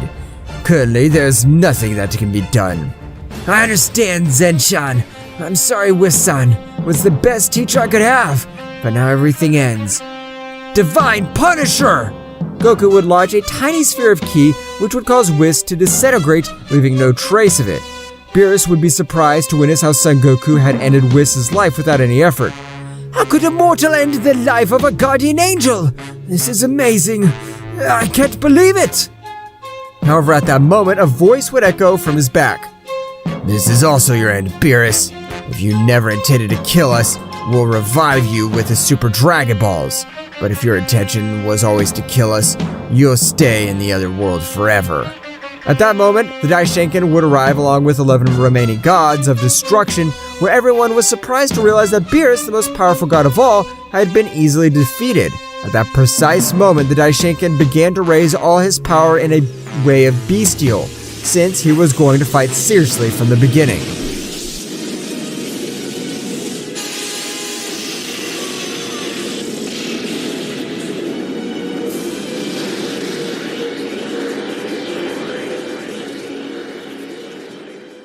Daishankin would continue to raise his power in an incredible, amazing way, making even all the universes tremble while he raised all his power. Even with all this power, I won't be able to defeat that dam. I better absorb the energy of all these dam. It's for the greater good. Daishankin, by raising all his power, an angelic light was noticed throughout the universe. I'm sorry, gods and angels, but now you will be a part of my power. Keychains, divine rapture. Some chains of dark energy were entangled in all those present. Father, but what are you supposed to be doing? I'm sorry, Whis, but if not even the most powerful god was able to face it, do you think you can do it? I don't know if I can do it with my power. For that reason, I will keep all your powers. These Saiyans will annihilate everything. We should not have trusted you. Only if I allow it. Daishankin finished absorbing everyone's power. Now if I wait for you damn mortals to be ready, I will make you feel the greatest agony you have ever felt. I will kill you until you beg me to end your miserable lives. You're cursed! You and the Zeno-sama of the future are behind all this! I can't believe how scum you are to be able to kill your own descendants! Those bastards were nothing more than a source of my power. Now they will feel the true terror! It won't be so! Vegeta's mouth had been silenced by a strong blow. Daishankin was able to hit him even though he was with Ultra Ego. Vegeta was not able to dodge several sneaky blows that Daishankin was giving him. Vegeta was surprised by the power that this cursed man had achieved in this time. The power of Daishankin had risen in a surprising way, and both Goku and Vegeta would realize this. Damn worm, I'll not let you get away with it. I'll see that you have great power, but it will not be enough to defeat me. Vegeta began to attack Daishankin. However, with the power that he had absorbed, he was far superior to Vegeta. He was no match for this being. Vegeta, if you do not use all your power, you'll be no match for that wretch who preferred to absorb all his loved ones instead of accepting defeat. Don't give me orders, you damn insect. But you're right. I'll use everything I have on this wretch. Vegeta began to increase his power in an amazing way. Vegeta at an incredible speed would go to the powerful Ultra Ego Phase 3, with which all the universes were affected by such power. Even the power of this would reach the Forbidden Universes. I can't believe it! The power of those Saiyans, is it a much good? And apparently they were not fused. This is the power of only one of them. In a very remote part, Ryota was training with his father. They would also feel this great power. That power is incredible, and apparently it's from the other universes. It's impossible for a power to reach this dimension. Apparently, the beings in these millions of years have evolved in an incredible way, reaching great powers.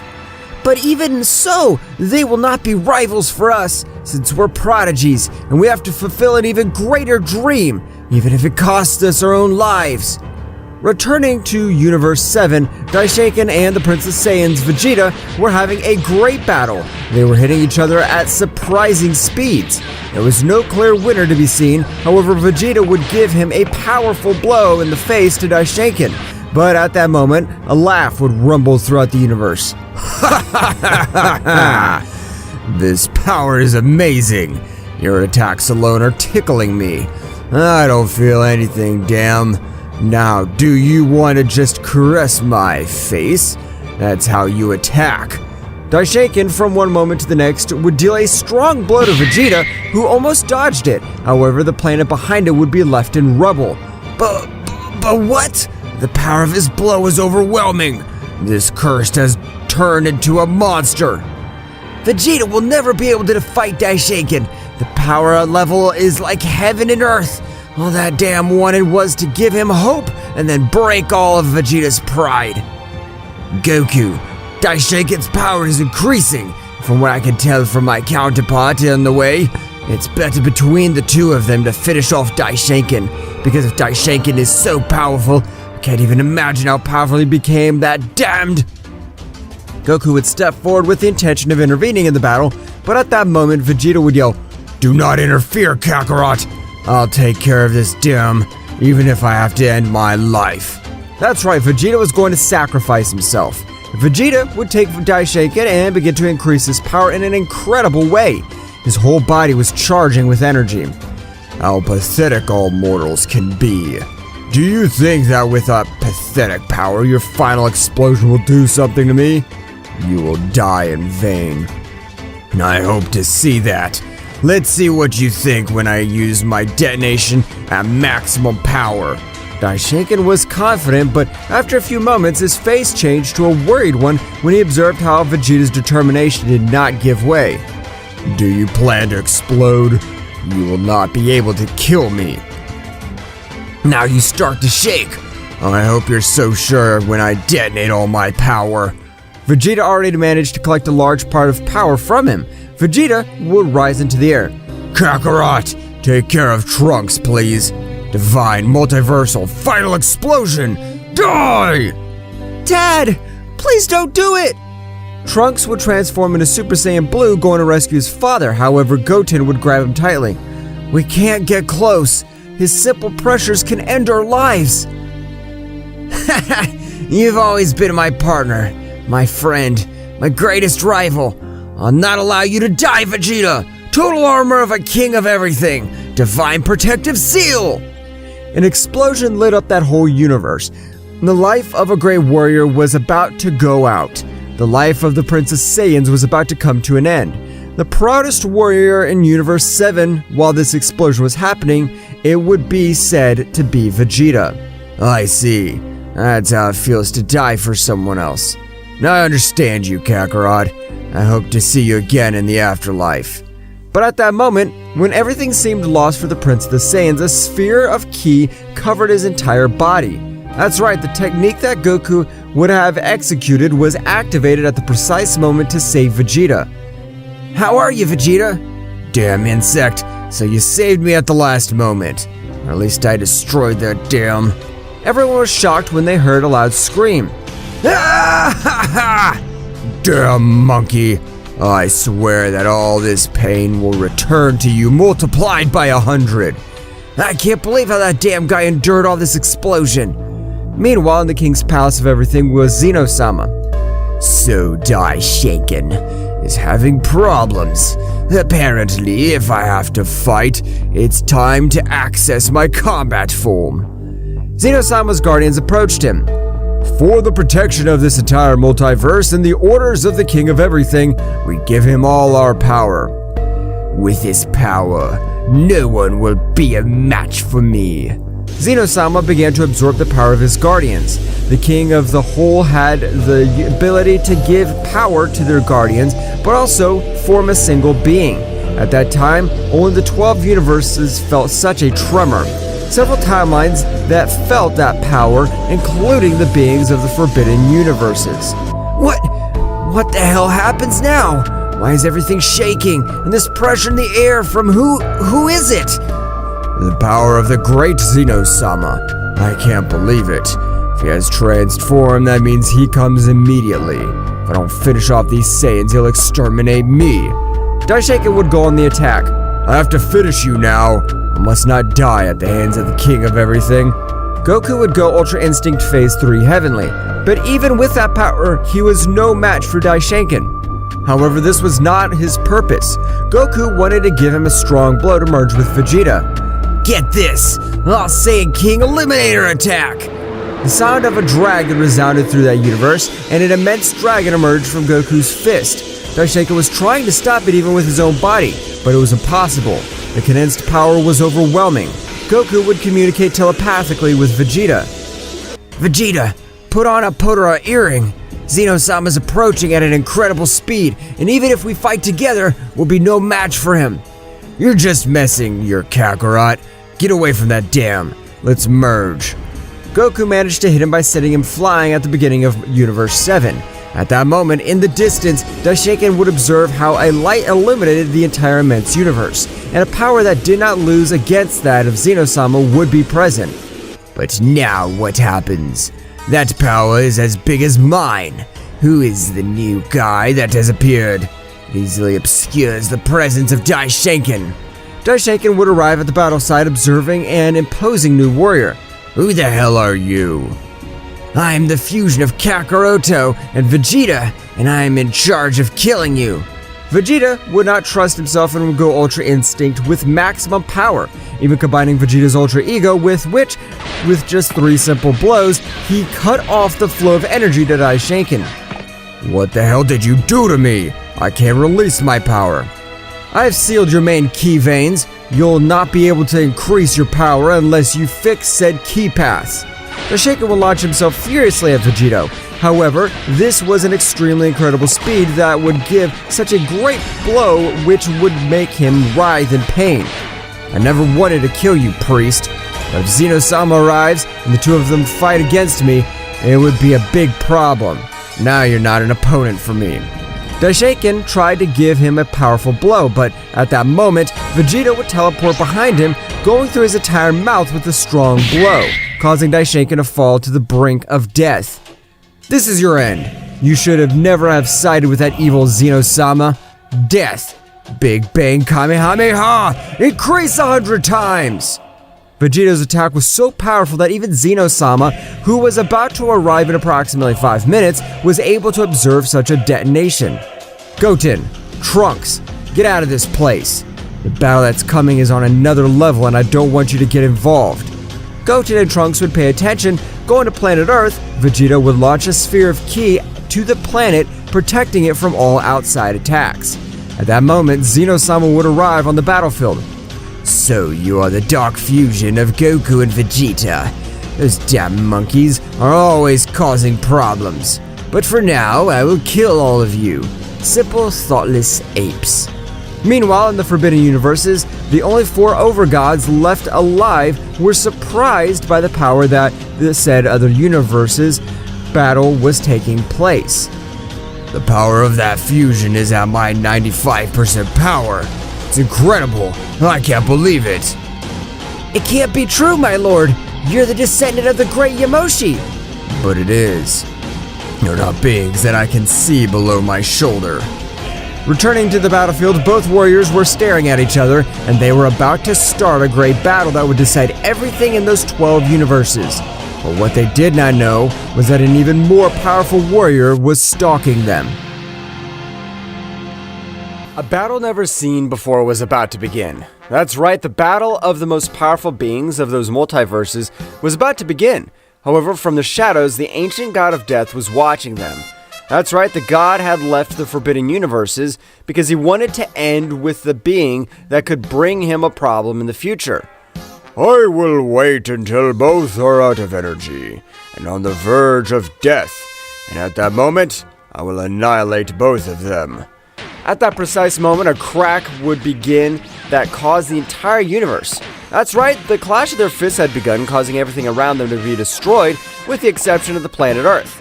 The power of Vegeta was so much that even withstood all that. Surprised with the powerful Broly and Susanoo, both subjects were very surprised to feel their clash of fists to their universes. The power of both guys is so much that they even make my castle to be destroyed. I find this unbelievable.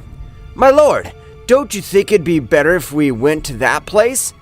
You're right. It's the wisest thing to do. But at that moment, they felt the power of Susanoo rise to the maximum. Broly a little surprised, since the ancient god Susanoo was a peaceful being, and in the same way he was in the limits of the universe, Daiku and Broly would get going. Returning to the battle, Vegeta and Zenosama was very evenly matched. That is, being a negative entity, his body was able to store much more power of darkness. Meanwhile, inside the body of Vegeta, the voice of Zenosama could be heard. Vegeta, being part of the consciousness of my friend Goku, I'm able to communicate with you. You must quickly finish with that guy and run away, because there's a much more powerful being that's stalking you. Are you sure of what you're telling me, Zeno-sama? I don't feel any evil presence. Trust me, it's a being that even surpasses the power of my counterpart.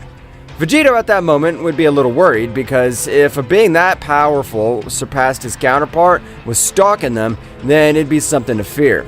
At that moment, Vegeta began to take the battle much more seriously and try not to spend so much energy. Meanwhile, in the limits of the universe was Susanoo, and at that moment, Broly and Deku arrived. Second most powerful god Susanoo, what the hell's going on? Why is the sudden increase in your power? We've been deceived by that damn Ryota. I don't understand you. Explain yourself. The ancient god of death. That being was able to kill Yamoshi. The most powerful Saiyan known to date has been released. But how is that possible? Are you sure of what you're affirming? Susanoo at that moment would indicate a ruins, which only 2 beings were able to invoke them. The ancient Saiyan god Yamoshi and the ancient god of death, Psyche.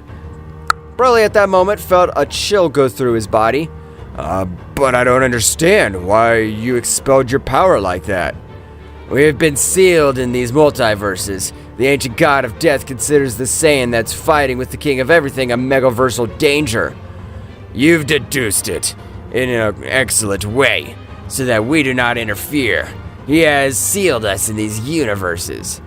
Even though I'm an ancient god, I am Broly, the Super Saiyan legendary god. My power is unlimited. I'll destroy these useless barriers. Broly at that moment would begin to increase his power in an overwhelming way.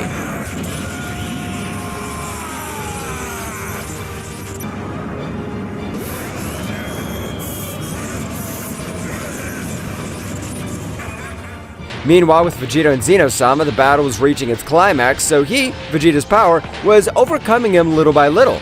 Zenosama, not having so much experience in combat, did not control the wear of energy. At that moment, Vegeta would use a little more of his power since he wanted to finish him quickly. Vegeta would use techniques of murder, which Susanoo taught him, leaving Zeno-sama very wounded. After approximately 25 minutes of battle, Zeno-sama had already lost more than half of all his power. Vegeta was about to end the life of Zeno-sama, but at that moment a murderous aura would fall all over that place. That's right, the power of Psyche had appeared and an array of energy would end with Zeno-sama. However, his attack had been special, as it turned out that he turned him into simple dust, leaving no trace of its existence. Vegito, run away! Run away! You don't stand a chance against that guy! Vegeta at an impressive speed would begin to move across the universe. You think you can run away from me, the ancient god of death? Don't be pathetic. Psyche in only 2 seconds was able to reach Vegito, who would be surprised by the speed of that guy. Don't you value your life? You should have run farther. Now I'll end your life. Vegito, no matter what, would get into a battle pose. That's right, his body was not able to take the initiative to finish, since the aura of that guy in front of him looked like that of a giant, which stole all his power. What the hell are you? I can't believe that there's someone with power like yours. Psyche at that moment would begin to approach Vegito, who had his guard ready. However, he was not able to observe the 1,000 blows that Psyche gave him in a matter of seconds. Psyche, with a strong kick, would send him to crash into a planet. My name's Psyche, and I'm the ancient god of death of the Forbidden Universes. My son Ryota, or rather was, since I made him part of my power, but he was able to be part of that being that'll rule everything. And finally, I'll be able to finish with the cursed descendants of Yamoshi. I have the necessary power to finish with Broly. Psyche at that moment would begin to massacre Vegito, who was not able to do anything to him. Vegito in a moment was able to give him a blow. However, at that moment of touching his aura, his bones would sound, making contact with the pressure of that subject. The spirit of Vegeta was strong, being the fusion of the most powerful Saiyans of all universes, but even the spirit of Vegeta was being torn to pieces. That's right, he couldn't understand the massive energy that was in front of him returning to the Forbidden Universe. The veins of Broly's body seemed to explode. That's right, his power was increasing to incredible levels, being able to crack some of his barriers. Broly was about to reach his limit. However, at that very moment, in his mind, he was able to observe his ancestor Yamoshi. My son, my offspring, you have enough power to be able to destroy those barriers, and you're not alone. I trust you with my power. At that moment, Broly's power would be restored almost immediately. And that was not all, since the power of Ultra Instinct had reached a new level. That's right, the power that it gave off was amazing.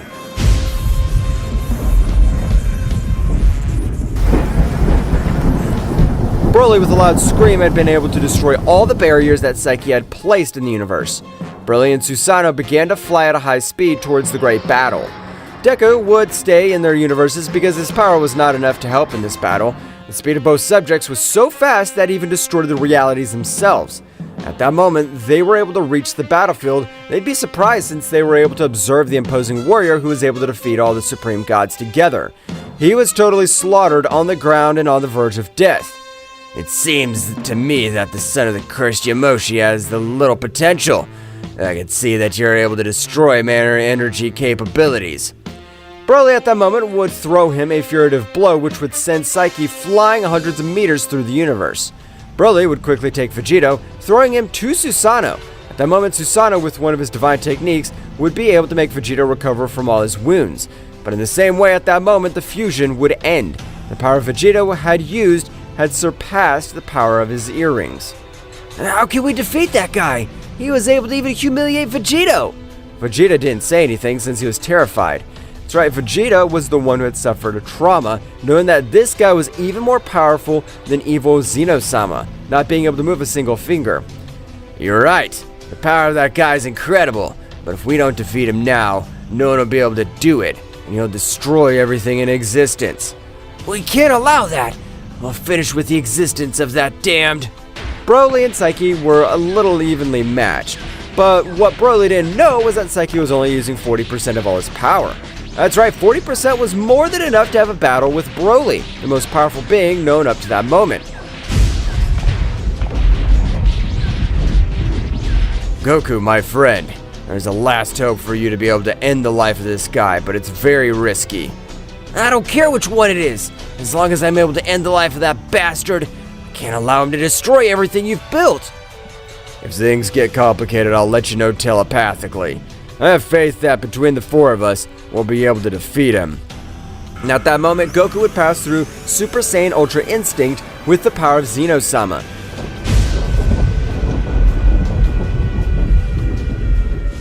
This one would throw a small sphere of energy to Vegeta, which was a part of the power of Zeno-sama.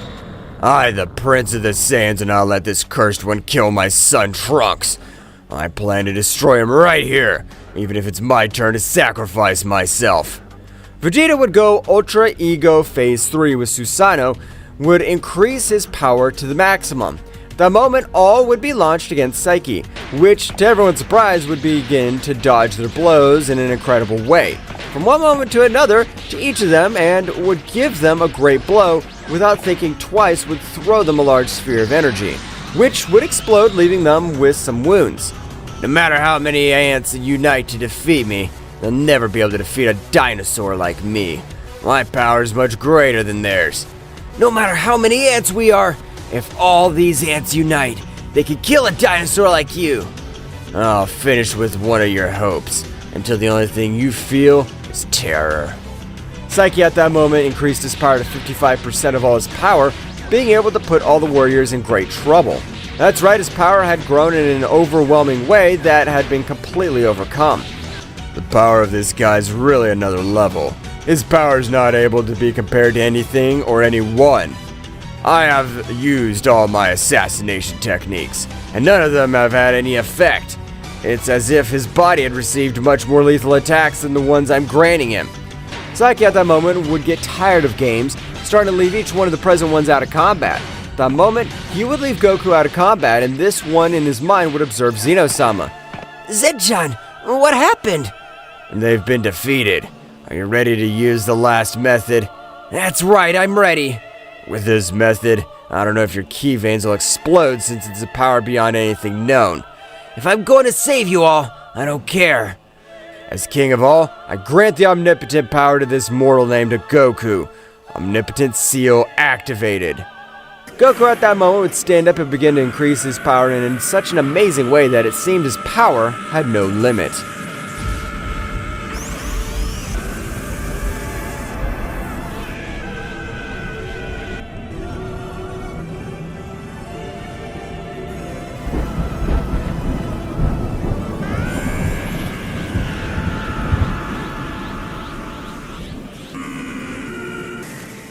Son Goku's body was releasing an incredible energy. That's right, his body would begin to glow, leading everyone surprised by the power that Son Goku was reaching.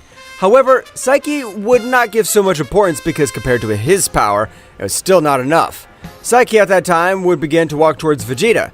That's right, because he had planned to annihilate him, but not before torturing him. Stop, damn dent! That's right, Son Goku's body was taking an impressive form. With a loud scream, Goku would make Psyche retreat with a sonic wave. That seemed like the roar of a beast. Son Goku's appearance had changed. That's right, his power had increased in a great way, but the greatest change was his appearance, since the upper part of his whole body had a shiny silver fur, which made him look like a celestial and angelic being. That's right, Son Goku's power had transcended to what goes beyond a king at all. He had been able to reach the omnipotence. I don't know what the hell happened to you, but just because you've grown a little more fur on your body won't change anything. That's what you think! Now I'm called Son Goku, the Z-Angel! Psyche would take a few steps back because many millions of years ago, the legend had been told that reaching the power of an Angel Z was impossible. The Angel Z had the ability to destroy anything and create anything he wished. Don't say stupid things, that's impossible for someone like you. I don't care if you believe me, I'll finish you right now! Goku in a few milliseconds was able to give him hundreds of blows, which left Psyche badly wounded. In a moment, Goku began to hit him using only his tail. That's right, this time Goku's power had surpassed Psyche by dozens of times. I have millions of years more than you, so I have much more experience. Let's see what you think about this. Saiki at that moment would increase his power in such a way that in the same way the whole universe would begin to tremble. However, Goku would increase his level to the same level as his opponent to counteract the massive destruction. No matter what you do, this moment will be the day of your death, so you better be prepared. At that moment that Saiki had finished increasing his power, he would launch himself to attack the guy that would be surprised. And Saiki was not the only one. All the others would be equally surprised when observing Goku in the same place. That's right, not even with his hidden power, he was able to confront him, since Goku had stopped his fist with his tail. Damn it! This can't be happening. You're a mere mortal. You even ended your son's life. You only care about yourself while I bear the responsibility of this whole multiverse. That's why I'm not allowed to lose. Goku at that moment would begin to massacre Saiki, who on this occasion was the one who could not do anything. I can't believe that Kakarot's power had increased to that level. The power he possesses is impressive, but what he said is true. His ki veins will explode, since the omnipotent power of Angel Z is impossible to withstand. You're wrong. The power he can be supported. The impossible thing is to activate it. He should have sacrificed everything, because if he had that power before, he would not have hesitated to use it. Kakarot, you're the most powerful warrior I've ever known, so I'm sure you won't die. I trust you, Kakarot! Goku and Saiki would continue exchanging blows, which Saiki was getting used to Goku's fighting style with each passing moment of the battle. Damn it! This bastard is starting to get used to this power. After all, he must be considered a being of immense power. What's wrong, Saiyan? Have you run out of energy reserves? That'd be impossible since Angel Z possesses unlimited power. Goku would increase his power again, but this time many of his bones would thunder. That's right, some of his bones were broken. Goku, without caring, would begin to give him the most powerful blows he could, since he knew that he could not maintain the power of Angel Z for much longer. After 7 minutes of battle, Goku would begin to charge a powerful attack which would define the battle. And in the same way, Saiki would begin to charge a great attack. Receive this! This attack carries all the hope of the universe! Galactic Fury! No matter what you say or do, your power is insufficient to defeat me! Destroyer of gods! Both attacks began to collide, destroying the planets around them. That is, the only planet that was still safe was planet Earth, because when Goku activated the power of Angel Z, he had given a great part of his power to the planet he wanted to protect. After a few moments, the attacks had exploded, and when a great curtain of smoke and fire was formed, Goku would charge all the energy he had left in a last blow. That's right, Goku would execute his formidable dragon attack, which Saiki, not being prepared, would be caught imminently.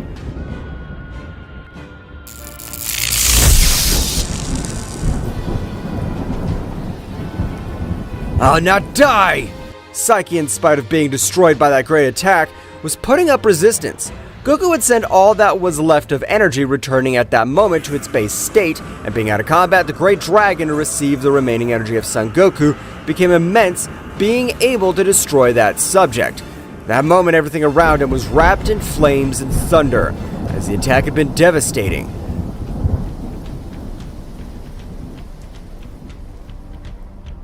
Right after that moment, Vegeta would approach where Goku was, giving him some of his energy, but he didn't react. In that case, Vegeta would take Goku in his arms. If you could please gather the Super Dragon Balls and restore all the universe, I'll stay with Kakarot.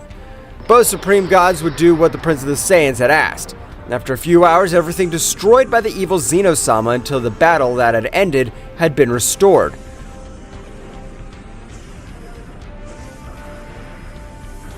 No matter how long it takes, I'll be with you, you damn insect. After a few moments, all the gods would gather at the palace of Zenosama, bowing to Vegeta. At that moment, Beerus would step forward. We are sorry for everything that's happened. The mind control of the King of Everything was so powerful that it made us do things that we didn't want to do.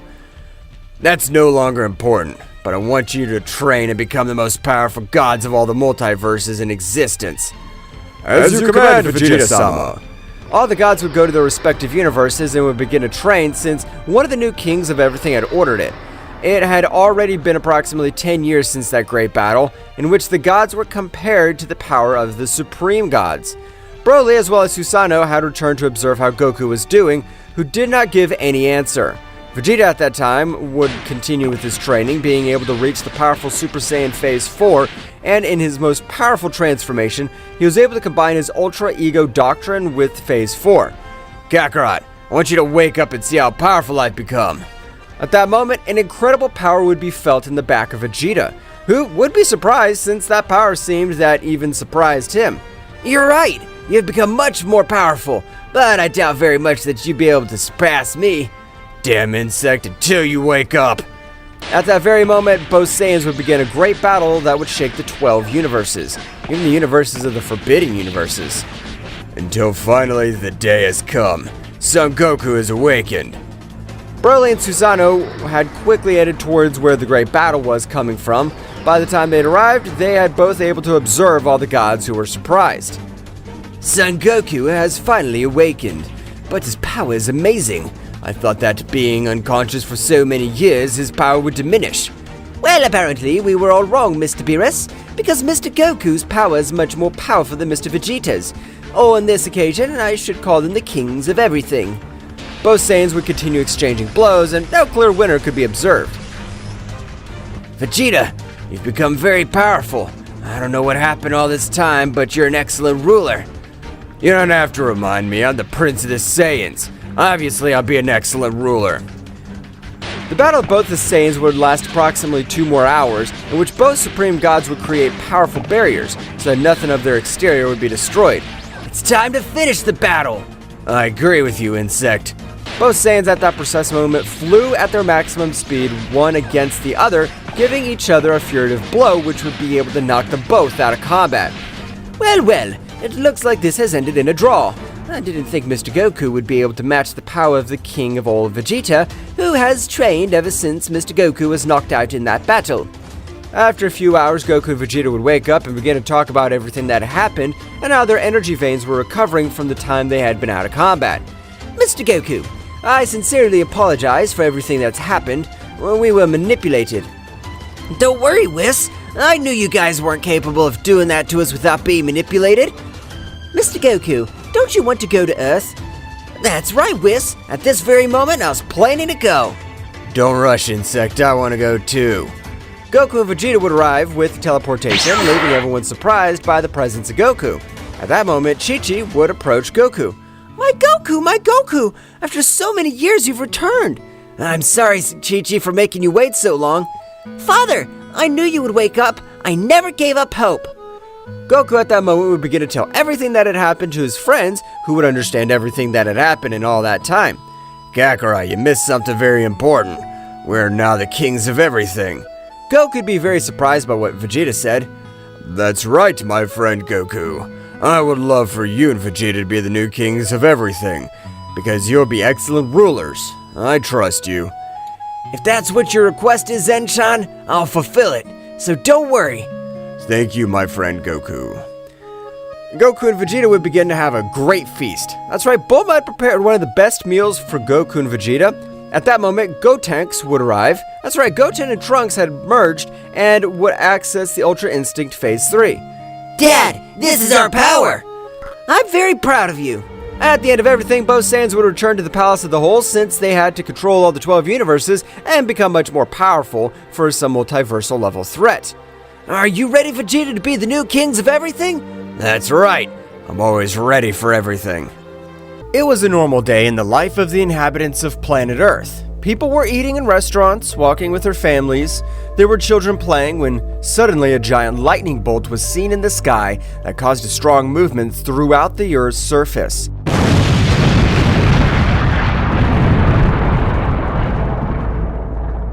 Buildings collapsed. People could not stand up. Windows exploded. All this resulted in car accidents and injuries. At the moment, a child was going to be pierced by a giant glass that fell from a building. Very close by, we see how a being that we cannot distinguish who it is flies through the skies at great speed, rescuing people who were in danger due to the strong movement. At the precise moment when the child was about to die, that being rescues him, seeing how a huge piece of glass explodes against the ground. We see how this hooded being stands up from behind, revealing that it was none other than Goku, who had been hidden for a long time because Daishankin and the angels wanted to see him dead. Goku, with a different appearance than the one we all know, after rescuing the boy, is amazed by the energy that emerges from the earth to the sky. We can see how Vegeta arrives at the place where Goku is together with the Z Warriors, who were still saving people from the disaster. Vegeta looks at Goku face to face and says, "Kakarot, insect, where have you been all this time?" At that moment, Gohan and Goten arrive and tell him, Dad, where have you been? "What happened to you, father?" All this happened while Piccolo, Krillin, Trunks, and Android 18 were rescuing the people affected by the movement. After having finished saving them, they arrive to where they are reunited with Goku and look at him very surprised. In a head-to-toe scan, we can see Goku's face very emaciated, with wounds and pronounced cheekbones because he had not tasted any kind of food for a long time. At that moment, we go back in time about 20 years ago. We see how Goku and his son Goten are walking together in the forest. Goku, talking to his son, says, Hey Goten, are you ready to fish today? to which Goten replies, Yes, Dad. Will you show me the fastest way to catch them?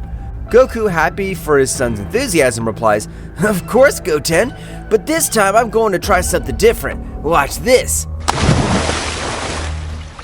Goku dives into the water and after a short time comes out with a big jump with a huge fish moving on his hands.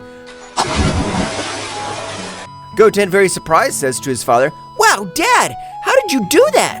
Goku, showing a very happy expression, says, When I was little like you, Goten, I had to find my own food in order to live. You should try to give it a try. Goten, very excited, says to his father, I'll try. And so Goten dives into the water to the joyful sight of his father, to which, on the first attempt, Goten fails to catch any fish. Seeing Goten's sad face, Goku encourages his son, saying, Don't worry, Goten. It's a matter of practice and patience. The key is to be quick and not scare the fish. So Goten dives in again, but this time it takes a long time to come out.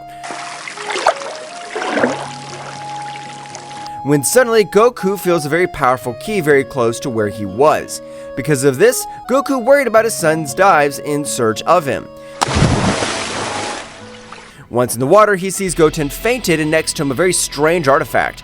Goku, worried about the state in which he found his son, swims to rescue him. At the moment, he was about to lift his son in his arms, ready to go to the surface, the strange artifact begins to emit a very sharp sound that only Goku hears. Wu, with a face of confusion and pain, tries to lift his son, but suddenly the artifact comes off the ground and permeates his chest. Once on his chest, the artifact stops emitting that strange sound and Goku stops feeling the ki of a moment ago. Goku does not take importance to what had happened to him and worried about his son. He lifts him up to get him out of the water. Once outside, Goku puts his son on the ground to revive him, but suddenly an unknown being appeared to him. This being had a greenish coat, blue hair with black tips, and it was a very strange appearance. But it did not seem to be something real. It looked like an illusion. Goku, upon realizing this being, became alert and put his son in good protection. After that, addressing the being, he asks him, Who are you? What do you want here? This being, without uttering a word, rushes at high speed towards Goku, who in an act of reflex manages to dodge the first blow. But the speed of the stranger exceeds him by far. Because of that, after dodging the first blow, the unknown being lunges with a kick to the head, which Goku barely manages to block, leaving his stomach exposed, where he takes the opportunity to impact a direct punch, automatically leaving Goku out of air, and thus returns to lunge with a blow to the nape of the neck. Goku, when he was about to lose consciousness, hears a voice in the distance that says, "Apparently this is my best guest that could touch me," saying this in a sarcastic way. "I hope my colleagues are in good condition." After hearing these words, Goku faints. A few minutes after the fleeting confrontation, Goku regains consciousness and realizing that the unknown being was no longer in the place, he looks for Goten, and when he finds him, he begins to unexpectedly and repeatedly call his name to make him react. Seeing that calling him had no effect, he feels his breathing and notices that he was almost not breathing. He creates an energy sphere in his hand and places it on Goten's chest. Once Goten revives the energy from his father, he reacts and spurts water from his mouth. Goten, with a puzzled expression, asks his father what had happened, to which Goku says, "I have the same question for you. What happened?"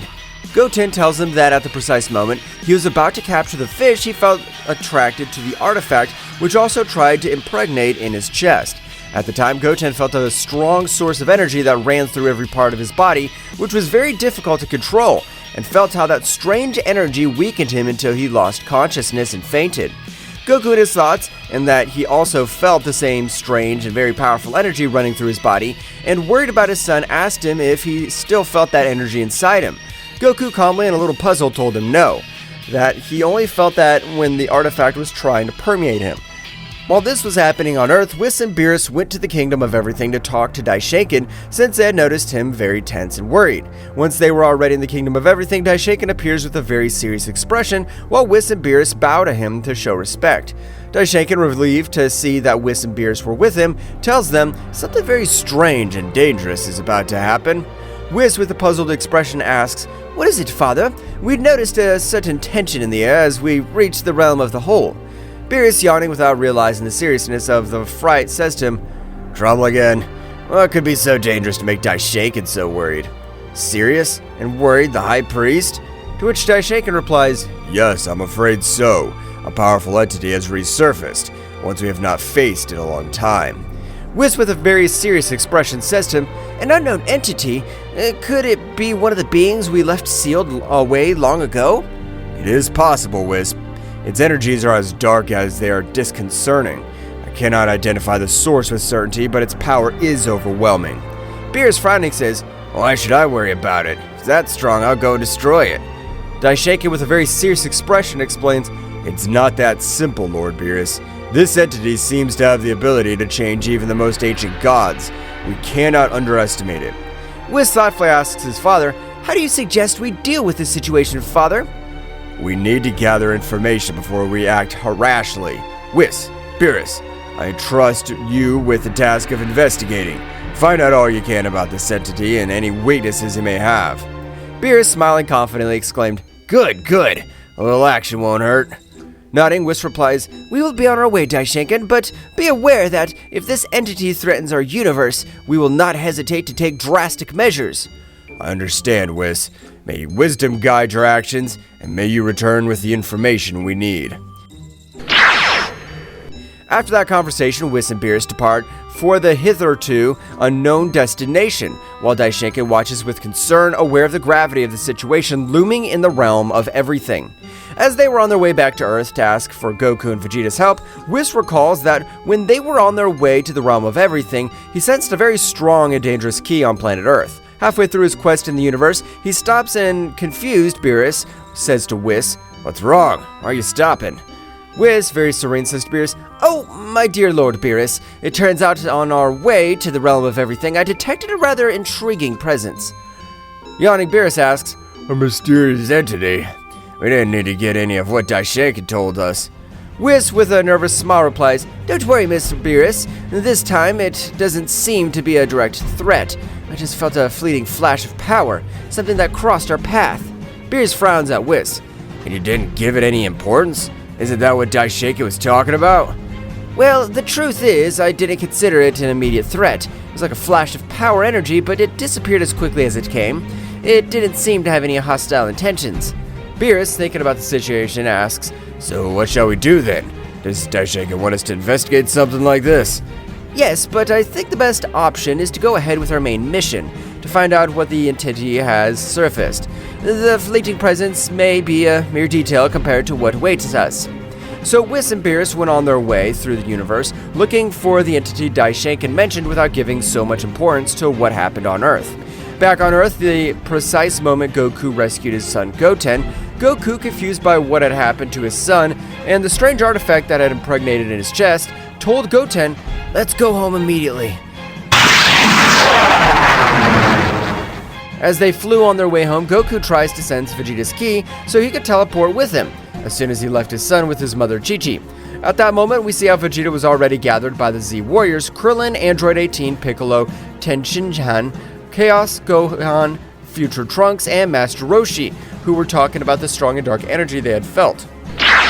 Goku and Goten arrive home, and his mother, worried because they had taken a long time to return, runs to Goten and says, "Goten, son, are you alright?" To which Goten replies, "Don't worry, Mom, we're fine." Chi-Chi raises her head to Goku and notices that he's very serious. She lowers her gaze a little and notices the strange artifact he had on his chest. Chi-Chi asks him, "Goku, what's that you have there? Are you alright?" Goku immediately changes his expression with a fake smile reply. "Oh, don't worry, it's nothing important." Chi-Chi in a very insistent way, "Goku, don't fool me, what happened?" "This thing I have on my chest. This very strange artifact I have on my chest. Well, it's a strange artifact, but I'm fine, really. I'm going to find out what it is and we'll get on with our lives." Chi-Chi, worried about Goku, hugs him and says, "Promise me you'll come back, Goku."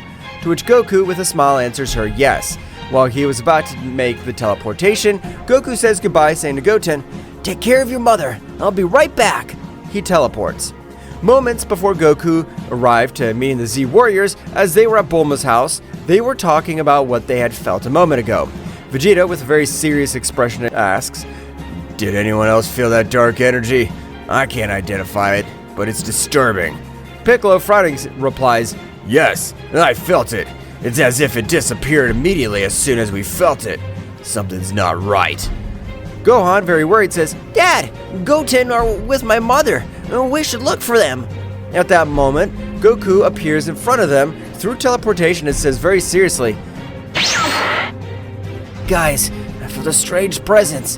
Something happened with Goten, but I rescued him."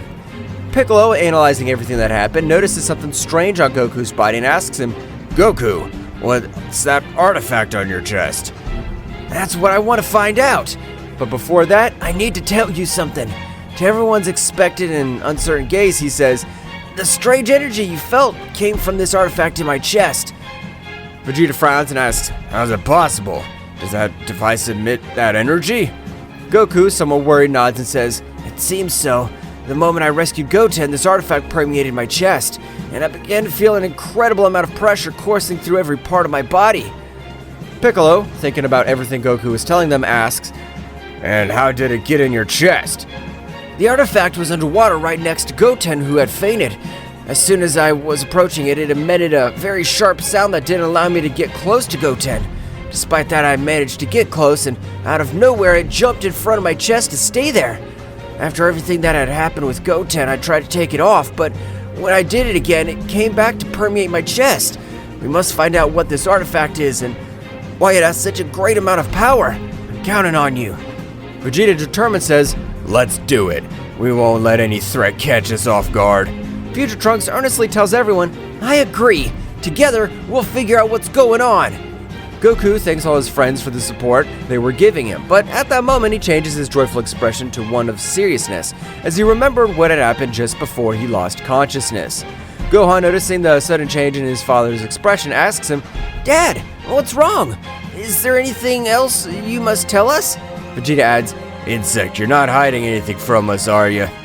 Goku remembered what had happened at that moment. With an expression of concern and anguish, he tells them about the fight he had with an unknown being, which exceeds his strength by far. And he remembers that the entity mentioned that he had colleagues that he had hoped would be alright. Piccolo, with fear but serene, says to Goku, "Are you sure of what you're saying? For what you are telling us is very dangerous. If he surpasses your strength by far, in that case we wouldn't stand a chance against him. We'd be a hindrance rather than a support, Goku." Goku, after hearing that, tells him what he felt in the confrontation.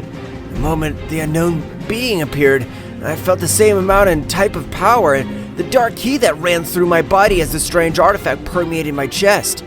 As soon as Goku finished telling what had happened, as soon as he got out of the water, Piccolo came up with an idea. It wasn't that far-fetched, but he could explain what the strange artifact was and why he was facing the unknown being. Piccolo, observing the artifact, turns to Goku saying, "This looks familiar. It may be like a containment urn, like the ones we used at the Mafuba to seal powerful beings." Surprised Goku, "Really, Piccolo? Do you think this could be something like that?" Krillin, looking at the artifact, "An artifact like this one, used with the Mafuba on Goku's chest? Since when did battles become so complicated?"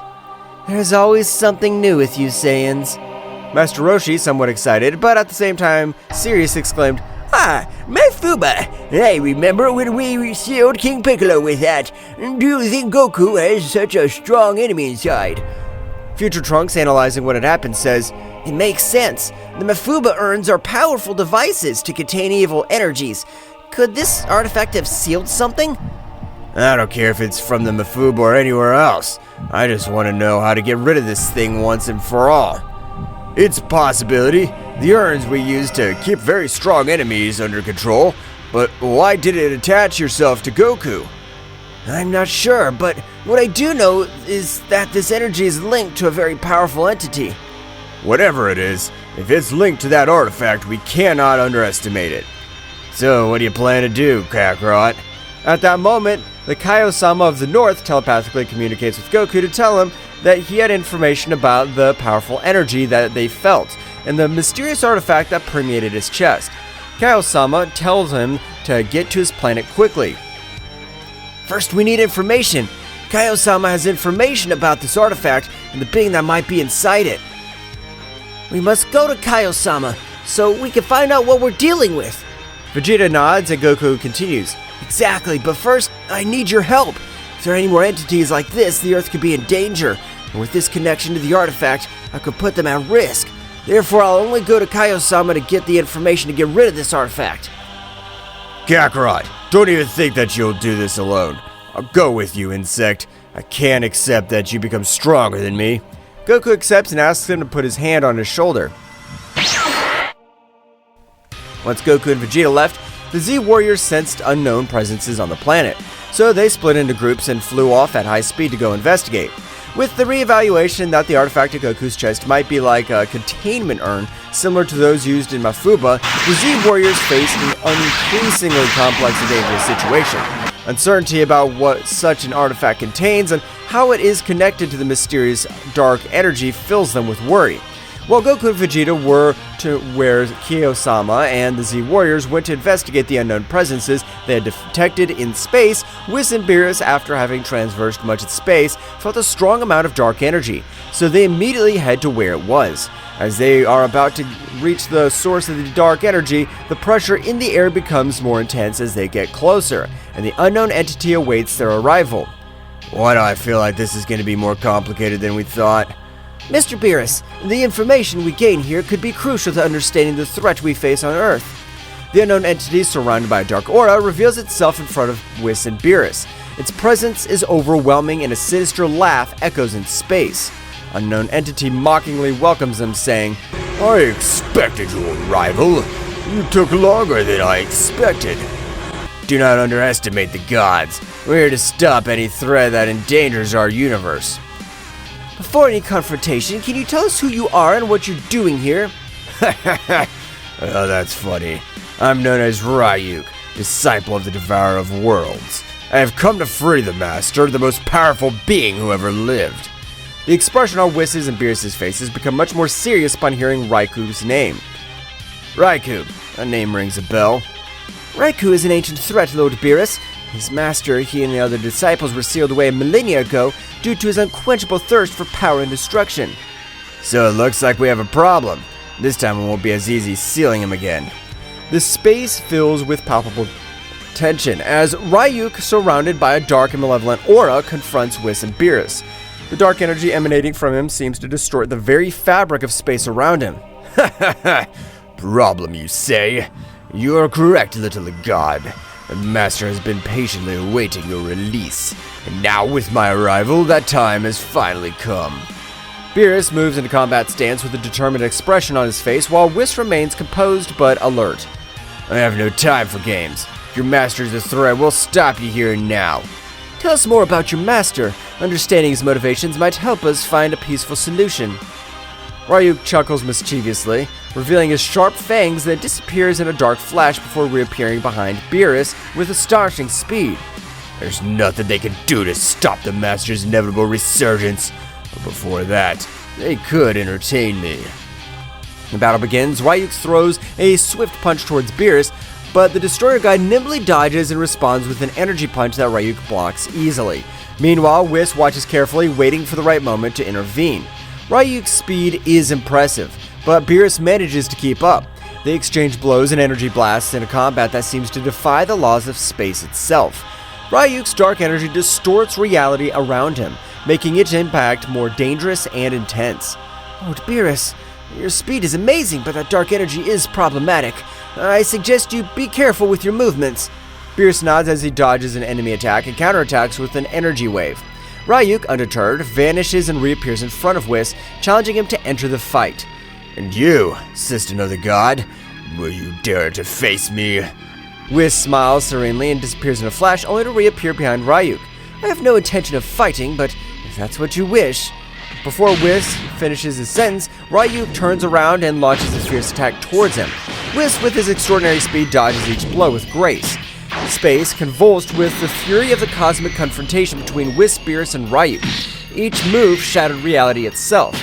As Ryuk's dark energy and the god's divine blast intertwined in a demonstration of opposing forces, Ryuk, his ominous figure shrouded in a dark aura, moved with breathtaking speed. His sinister left echoed through the emptiness of space, challenging the gods who faced him. This guy's faster than I thought. As Beerus' words fade away, Ryuk disappears in the blink of an eye and reappears in front of him with a punch charged with dark energy. Beerus manages to block the attack, but the force of impact sends shockwaves through space. Ryuk breaks away from Beerus with a smirk, and in a flash lunges towards Whis. His movements were fluid. Whis, on the other hand, moves gracefully, dodging each blow with the grace of a cosmic dancer. This dark power is intriguing, but it is out of balance. Ryuk, frustrated by Whis' evasive ability, concentrates his dark energy in his hands and launches it as a flare. Whis responds by creating an energy barrier, but the resulting collision sends shockwaves through space, shaking nearby stars. Beerus takes advantage of Ryuk's distraction and lunges at him with a punch charged with divine energy. Ryuk blocks the blow, but the resulting force causes an explosion that creates the ephemeral supernova in the cosmos. The fight continues with unmatched speed. Ryuk demonstrates his skill in anticipating the gods' moves, while Beerus and Whis unleash their divine power to counter the darkness that threatens to engulf them.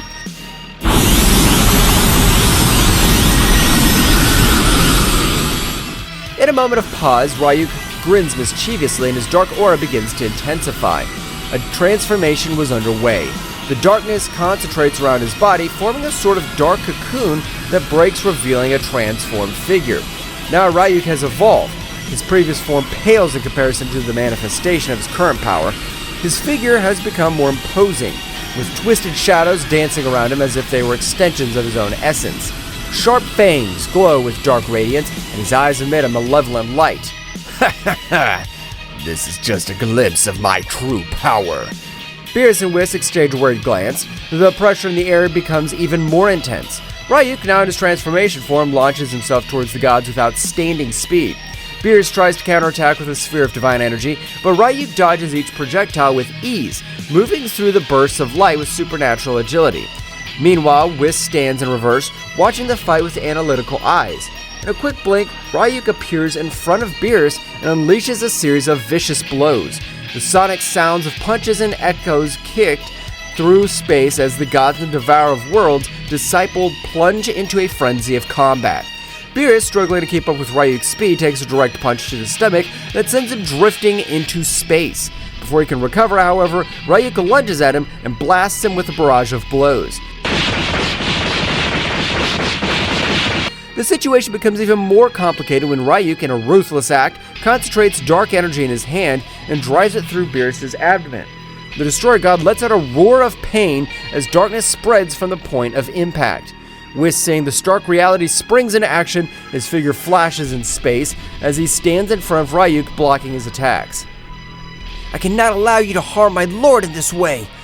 Whis' divine energy collides with Ryuk's darkness in a show of cosmic power. The battle intensifies and the fate of the universe hangs in the balance as the confrontation between light and darkness reaches its climax. The confrontation between Whis and Ryuk intensified as space became the stage for their fierce cosmic battle. The clash of divine and dark energies echoed in the void of the universe, creating ripples that stretched to the far reaches of space. You think you can stop me, Whis? The master of divine martial arts, Whis, maintained his serene composure as he resisted the onslaught of the Devourer of Worlds disciple. His divine aura glowed brightly, fighting against the darkness that threatened to envelop him. Whis, with a wave of his hand, unleashed a blast of divine energy that forced Ryuk back momentarily. However, the smile on the dark being's face revealed that he was far from giving up. "Ryuk, your quest for power will only lead to destruction." Ryuk, releasing a sinister laugh, launched himself at Whis with renowned furiosity. Each exchange of blows was like a clash of titans, with the fate of the universe hanging in the balance. Meanwhile, Beerus was recovering from the wounds inflicted by Ryuk, watching the battle with critical eyes. The darkness that had pierced his abdomen was beginning to dissipate thanks to divine regeneration, but the experience had left an indelible mark. "This creature is more formidable than I imagined."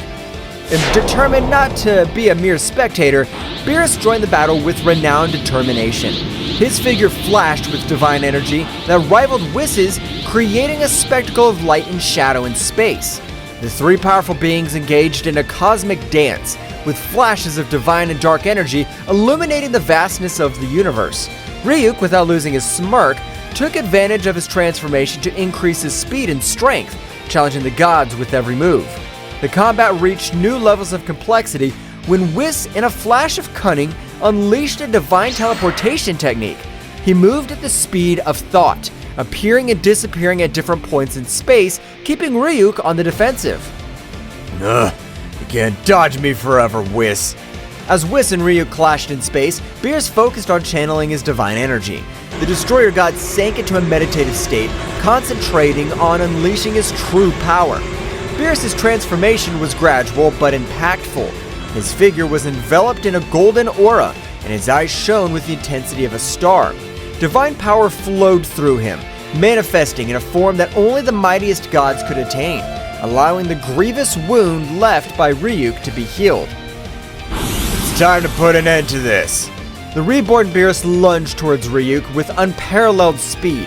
Each blow he delivered was imbued with overwhelming divine energy. Ryuk, though powerful, was overwhelmed by the onslaught of the Destroyer God.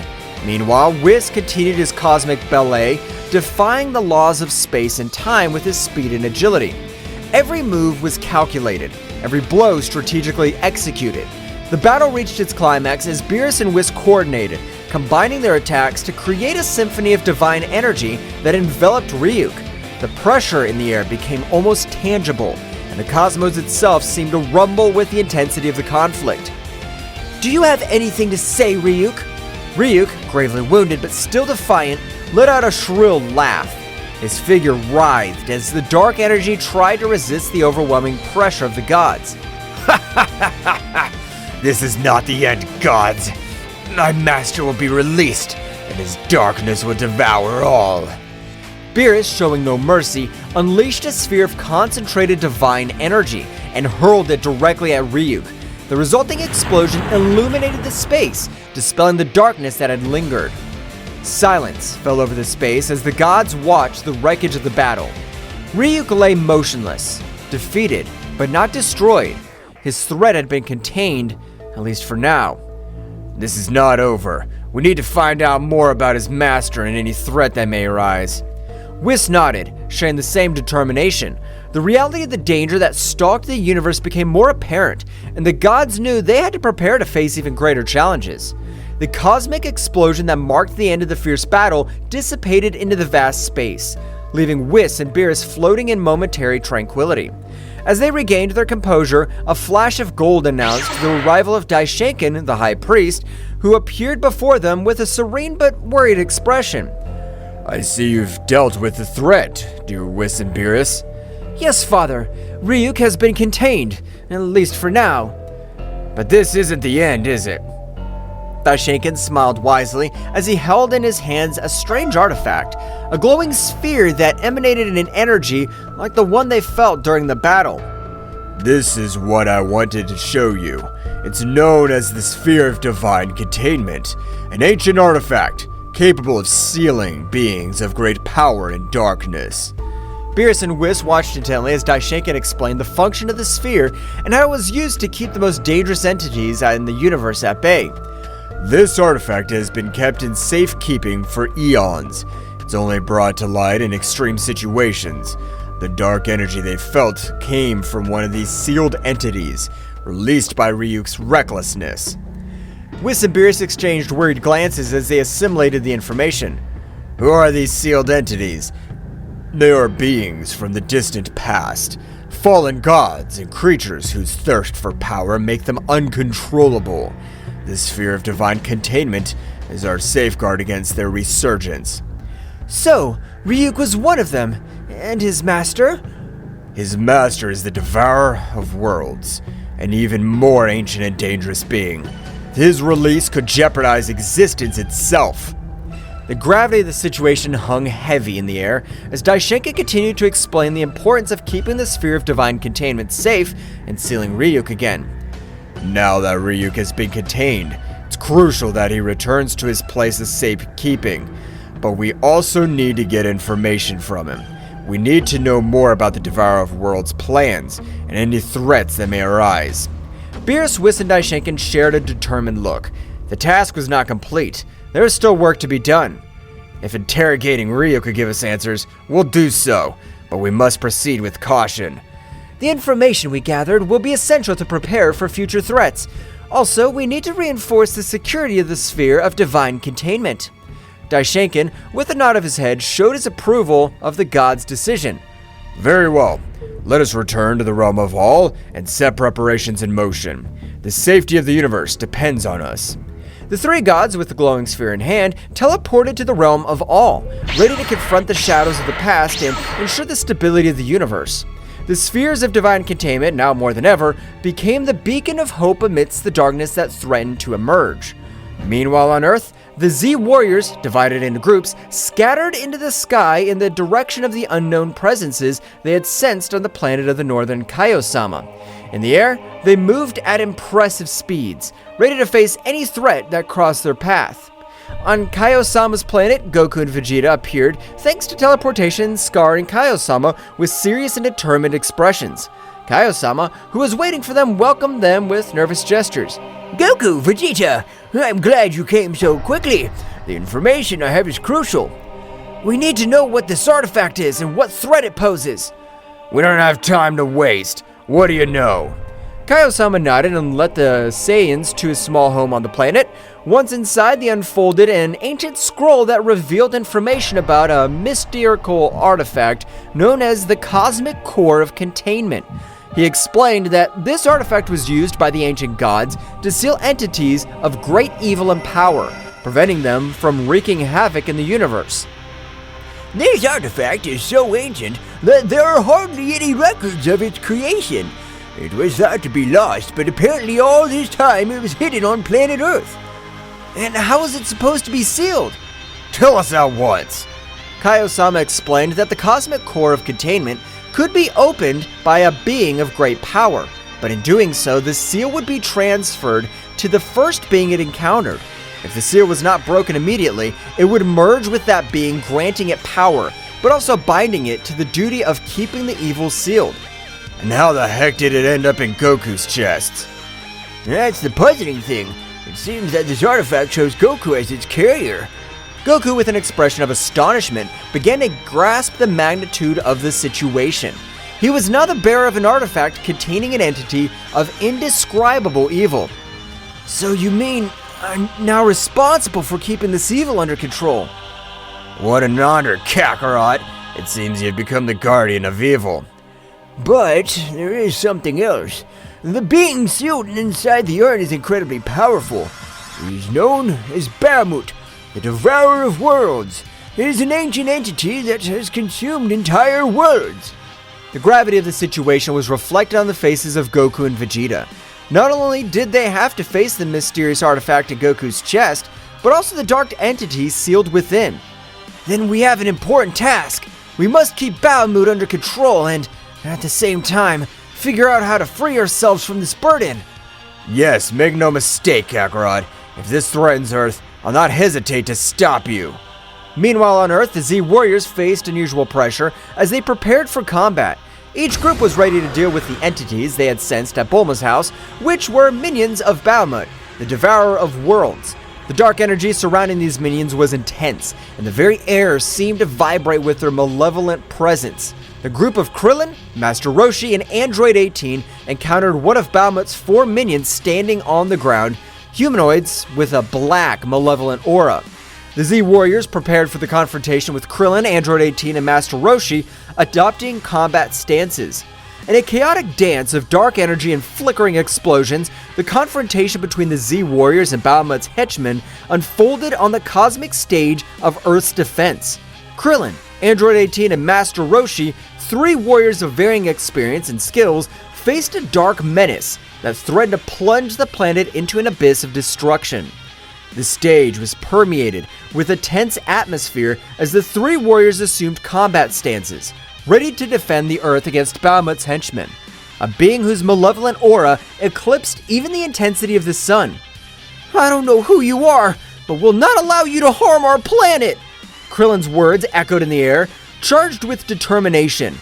Balmud's henchman, a humanoid with a black malevolent aura, advanced with ferocity, launching a dark attack. Krillin, in a display of amazing agility, dodged the attacks, moving like a gust of wind across the battlefield. Kaizen! In the blink of an eye, Krillin created his signature energy disc and launched it towards the henchman. Kaizen spun furiously, cutting through the air as it headed towards its target. However, the henchman displayed unmatched skill as he dodged the spinning attack, moving with an agility that defied comprehension. The henchman counterattacked with a series of dark, swift strikes, but Krillin was unwilling to give up.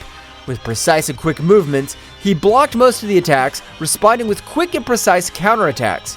The combat dance between Krillin and the henchman painted a picture of speed and skill, where each movement could change the tide of the battle. Meanwhile, Master Roshi, the aged warrior with vast experience in martial arts, watched the confrontation with a knowing smile. He adopted a firm posture, waiting for his moment to intervene. "You've chosen the wrong man to fight. I've seen more battles than you can imagine." As Balmud's henchmen lunged towards him, Master Roshi moved with unique grace, dodging the attacks with precise movements and counterattacking with a series of energy blasts. The old man's experience and cunning proved to be a formidable challenge for the henchman, who was forced to deploy all his skills to confront the master. On the other hand, Android 18, the android warrior with formidable strength, advanced towards the henchman with determination. Her eyes glowed with an intense blue light as she unleashed her powerful android energy. "Do not underestimate the strength of androids." With a quick wave of his hands, Android 18 launched a wave of energy towards the henchman. The latter, though impressed by the ferocity of the android warrior, showed no signs of recoiling. Instead, it lunged toward her with surprising speed, throwing dark blows that Android 18 dodged with cybernetic agility. The battle between Android 18 and the minion was a display of strength and speed, the bursts of energy lighting up the sky. Both fought with an intensity that could shake the foundations of the universe. Meanwhile, Android 18, a formidable warrior created by Dr. Gero, was ready to demonstrate her immense power. She charged her energy, her body radiating a red glow, and lunged towards the henchman with determination. "Don't underestimate me. I'm stronger than you think." The henchman responded with a sudden surge of his dark aura, unleashing a surge of energy that pushed Android 18 back. The force of the impact created a shockwave, kicking up dust and debris in its wake. The battle was intense. Every move had a purpose and every attack resonated with the Z Warriors' determination to protect their home. Explosions of energy followed one after another, lighting up the battlefield like fireworks in the dark night of space. However, the true magnitude of the threat was yet to be fully revealed. This henchman was only one of 4 sent by Balmud, and the fate of Earth depended on the ability of the Z Warriors to pass this first test. On the horizon, the other 3 minions awaited their turn, ready to plunge into the fray and test their bravery and skills of Earth's defenders. The intensity of the battle increased with each moment, and while Krillin, Android 18, and Master Roshi fought against the henchmen, other groups of Z Warriors faced similar challenges in different locations around the planet. The fate of the Earth hung in the delicate balance of the unfolding cosmic battle, and each warrior was determined to give everything for the survival of his home. While the first group of warriors were defending Earth, on Kaiosama's planet in the small house, it was permeated with a tense atmosphere and solemnity as Goku, Vegeta, and Kaiosama were immersed in the gravity of the situation. The ancient scroll spread out on the table revealed the secrets of an ancient artifact, and the weight now rested on Goku's shoulders. So you mean I'm now responsible for keeping this evil under control? The responsibility rested on Goku like a heavy mantle. The cosmic core of containment, that ancestral artifact, had chosen Goku as its carrier, and within it was Balmud, the devourer of worlds. The gravity of the situation was reflected in the eyes of the Saiyan, who was already mentally preparing himself for a colossal task ahead. What an honor, Kakarot. Seems you've become the guardian of evil. The irony of Vegeta's voice did not go unnoticed. While his words might have been sarcastic, the determination in his eyes indicated that, despite any jokes, they were in this together. But there's something else. The being inside the artifact is incredibly powerful. The information left Goku and Vegeta silent. Balmud, the name echoed in their minds like the distant echo of a coming storm. Consuming entire worlds was a threat they could not underestimate. Then we have an important task. We must keep Balmud under control and at the same time figure out how to free ourselves from this burden. The pact was sealed. Together, Goku and Vegeta would take on the challenge of containing Balmud and discovering a way to free themselves from the burden they now carried. The remaining question was how they would confront the dark entity that lay in Goku's chest. But before they could formulate a plan, a vibration in the air alerted them to the arrival of others. It seems your friends are in trouble. Go help them. Goku and Vegeta nodded in a gesture and understanding and, with serious expressions, headed for the door. With a mighty leap, they launched themselves into the sky, ready to join the battle raging on planet Earth. At the moment that Kaiosama gave the information to Goku and Vegeta, on Earth appeared another henchman of Balmud who met with the duo of Tenshinhan. This henchman of Balmud seemed to be an expert in dark martial arts. He moved with supernatural agility, challenging the Z warriors with swift and lethal movements. Do not underestimate the strength of humans. Kikoho! Tenshinhan launched his powerful Kikoho attack, creating an explosion of energy that enveloped Balmud's henchmen. This is no ordinary enemy. I must use my powers wisely. Chaos unleashing his magic, creating illusions and distractions to confuse Balmud's henchmen. The battle was unfolding on multiple levels, with the Z warriors fighting against this enemy who seemed to understand the combat arts in unexpected ways. At that moment, realizing that the power with which they were facing Balmud's henchmen was not enough to stop him, thanks to Chaos's distraction, they took the opportunity to try to escape. But they did not count on the great speed of their rival who, realizing that they wanted to escape, caught up with them, disappearing from the place where he was and appearing in front of them. At the precise moment in which he was about to eliminate Chaos and Tenshinhan, two people appeared between them and their rival Goku and Vegeta.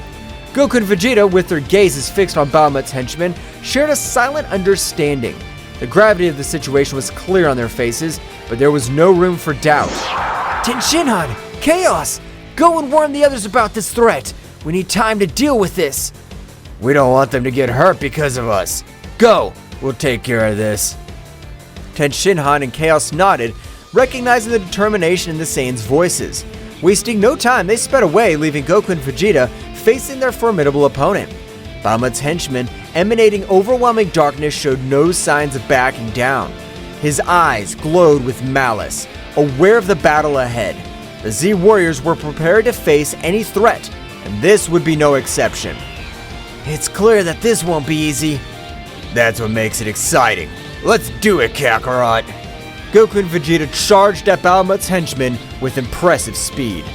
At the moment when both warriors were fighting a battle that could change the fate of Earth, this being who presented himself as Balmud's henchman, this dark entity with a humanoid shape but a bird's head, was going to be surprised by the abilities of the Saiyan warriors. In the middle of the combat, of all the show of strength between both warriors and this dark being, Takagami, with a confused face but confident that his strength was far superior to that of these earthly warriors, thought, "I'm amazed at the strength these earthly beings possess. I guess they deserve to know who'll kill them. Then at that moment he told them with a malevolent smile, he said, I've been surprised by warriors. That's why they deserve to know my name. I'm Takagami, sacred god of darkness, follower of the supreme god Balmud. Goku, very surprised of what he's hearing, said, More gods? This sounds very dangerous and it's exciting. Bug, shut up! The life of this planet's at risk, and you get excited about a being that's very powerful. The speed of the combat accelerated as Goku and Vegeta pounced on Takagami. The energy in the air became dense, vibrating with the intensity of the impending confrontation. Takagami, with his dark aura, stood his ground, disdainfully watching the approaching Saiyans. Do you think you have a chance against the power of darkness? Goku and Vegeta continued their advance, wasting no time in unnecessary words. In the blink of an eye, they were in front of Takagami, unleashing a gale of blows. Takagami, with surprising agility, dodged many of the attacks, but some managed to land, demonstrating the strength of the Saiyans. Don't underestimate the power of a Saiyan! Come on, God of Darkness, show us what you can do. Takagami responded to the challenge, unleashing his own fury. His speed and combat skills were amazing, deflecting the blows of Goku and Vegeta with subtle movements. The battle turned into a whirlwind of punches, kicks, and ki blasts, lighting up the sky with flashes of light and darkness. They're just insects in front of the power of eternal darkness! Goku in his base state and Vegeta, with their pride as the Saiyan Prince, continued to put pressure on Takagami. However, as the battle progressed, Takagami began to reveal more of his true power. His dark aura intensified, and his form subtly changed, revealing a transformation that increased his power exponentially. This can't be good. Goku, always excited for a challenge, added, Vegeta, get ready! This is getting interesting. Takagami's increased power created an overwhelming pressure on the battlefield. His speed increased dramatically, and his strength eclipsed that of the Saiyans. However, Goku and Vegeta were not intimidated. With determination, they raised their own power of levels, taking the battle to new heights.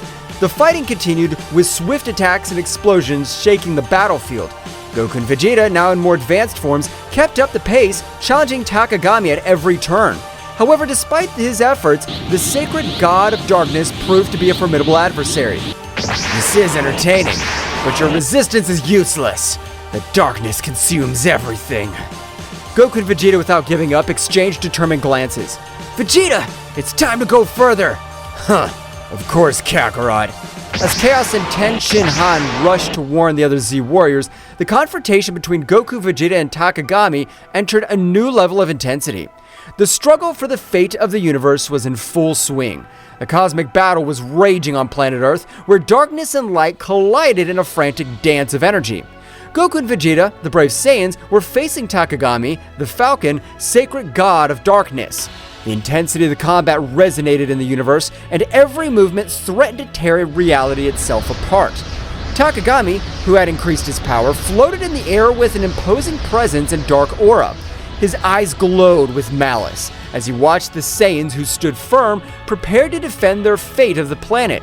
In response to their enemies' increased power, Goku and Vegeta channeled their ki to the maximum, raising their power to the Super Saiyan.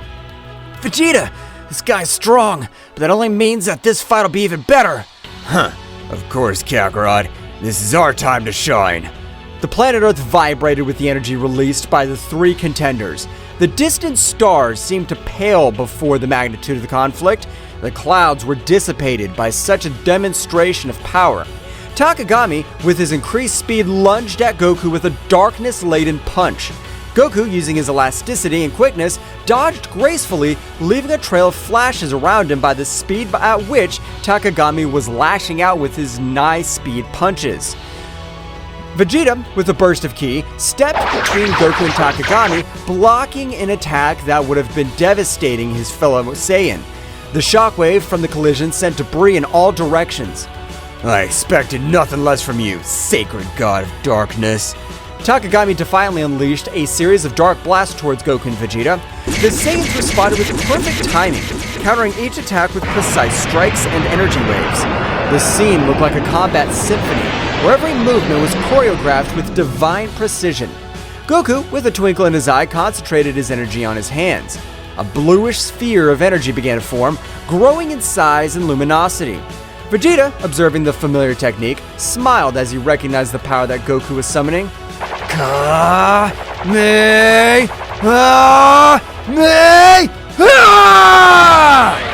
A colossal energy wave fired by Goku shot through the sky like lightning, hitting Takagami squarely. However, the darkness was absorbing the energy, and the Falcon emerged unscathed, laughing disdainfully. "Is that all you have, Saiyan?" While Goku was recovering from the effort of his attack, Vegeta launched himself at Takagami with supersonic speed. His fist slammed into the Dark God, creating a shockwave that shook the air. However, Takagami responded with a burst of energy that sent Vegeta backwards. Ah! Damn, this guy's stronger than I thought.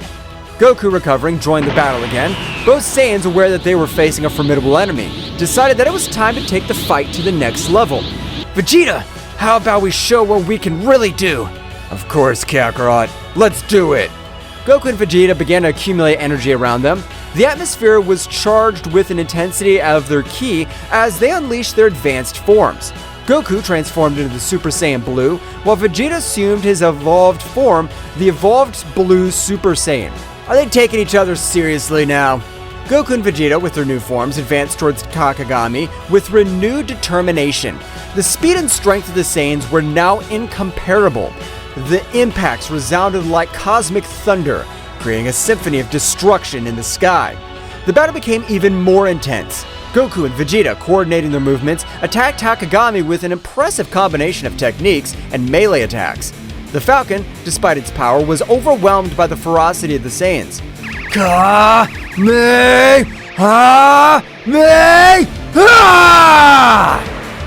Final flash!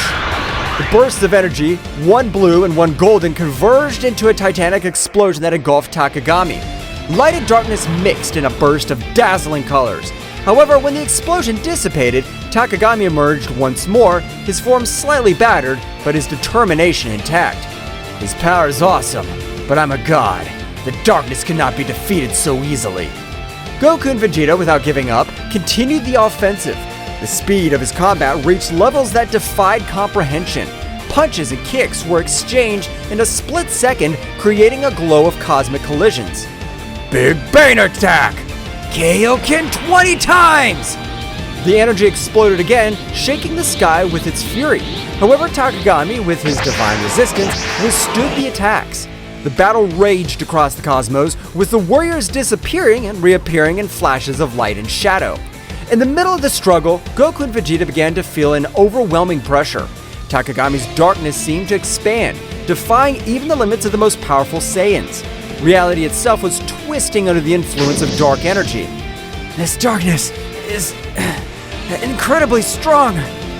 We can't back down now, Kakarot. We must get over this. Both Saiyans raised their powers even more. The fight reached a new peak of intensity. The Saiyan was exploding like fireworks in the vastness of the night sky, lighting up the darkness with flashes of determination and defiance. Takagami, at the epicenter of the storm, smiled ominously.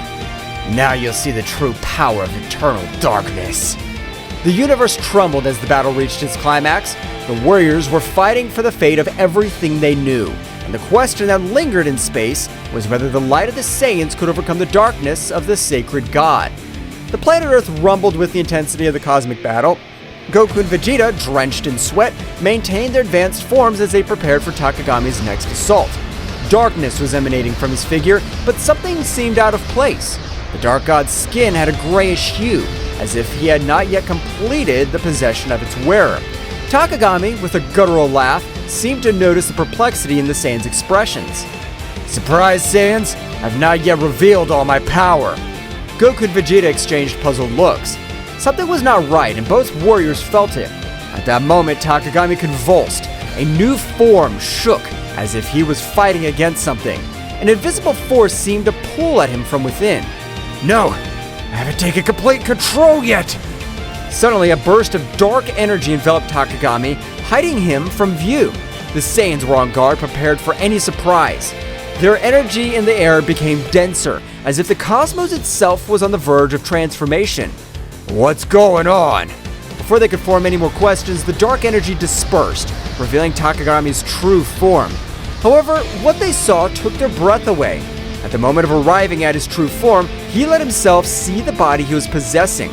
This body was Yamcha's. Once the warriors saw that, Takagami completed his bird-headed humanoid form, and now the true form of the sacred god of destruction was clearly revealed.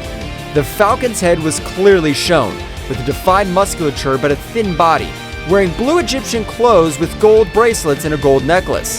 Huge wings which disappeared and appeared at their whim. Now Takagami had something going for him. He was playing against the Saiyan warriors. Not only should he defeat them, but they should also avoid harming Yamcha. That's what Yamcha looks like! Takagami's rumbling laughter filled the space. Now completely in possession of Yamcha's body, the Dark God was displaying a malevolent smile. That's right, Saiyans. This weak body belongs to me now.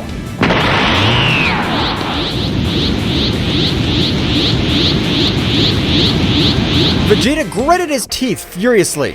Damn it! How dare you possess one of us? It's not just one Saiyan. Soon all of you will become Balmud puppets. The reality of the situation hit Goku and Vegeta, but the force of the cosmic impact, the dark entity they were facing, was not only a dark god, but also had the power of possessing earthling warriors. Yamcha, now inside the sacred god of darkness, did not have any sign of consciousness. The god had taken control of his being completely. Ha ha ha ha! There's no escape. Balmud will be released, and this universe will fall into eternal darkness. Goku and Vegeta shared a determined look. They knew the threat was even greater now. Not only were they fighting a dark god, they were also faced the possibility of losing their friends and allies in this fight. Vegeta, we have to find a way to free Yamcha and stop Takagami. Of course, Kakarot. But first, we have to deal with this dark god. The battle continued, but now the situation was more desperate. Takagami, with Yamcha's body, unleashed an unstoppable fury. The Saiyans struggled not only against eternal darkness, but also against the weight of facing one of their own companions.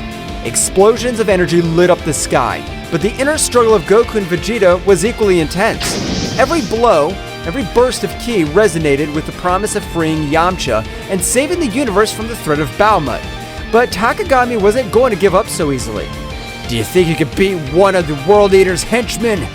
The dark energy intensified in the ultimate form of the sacred god of darkness. Now, the freedom to be able to use all his power launched relentless attacks.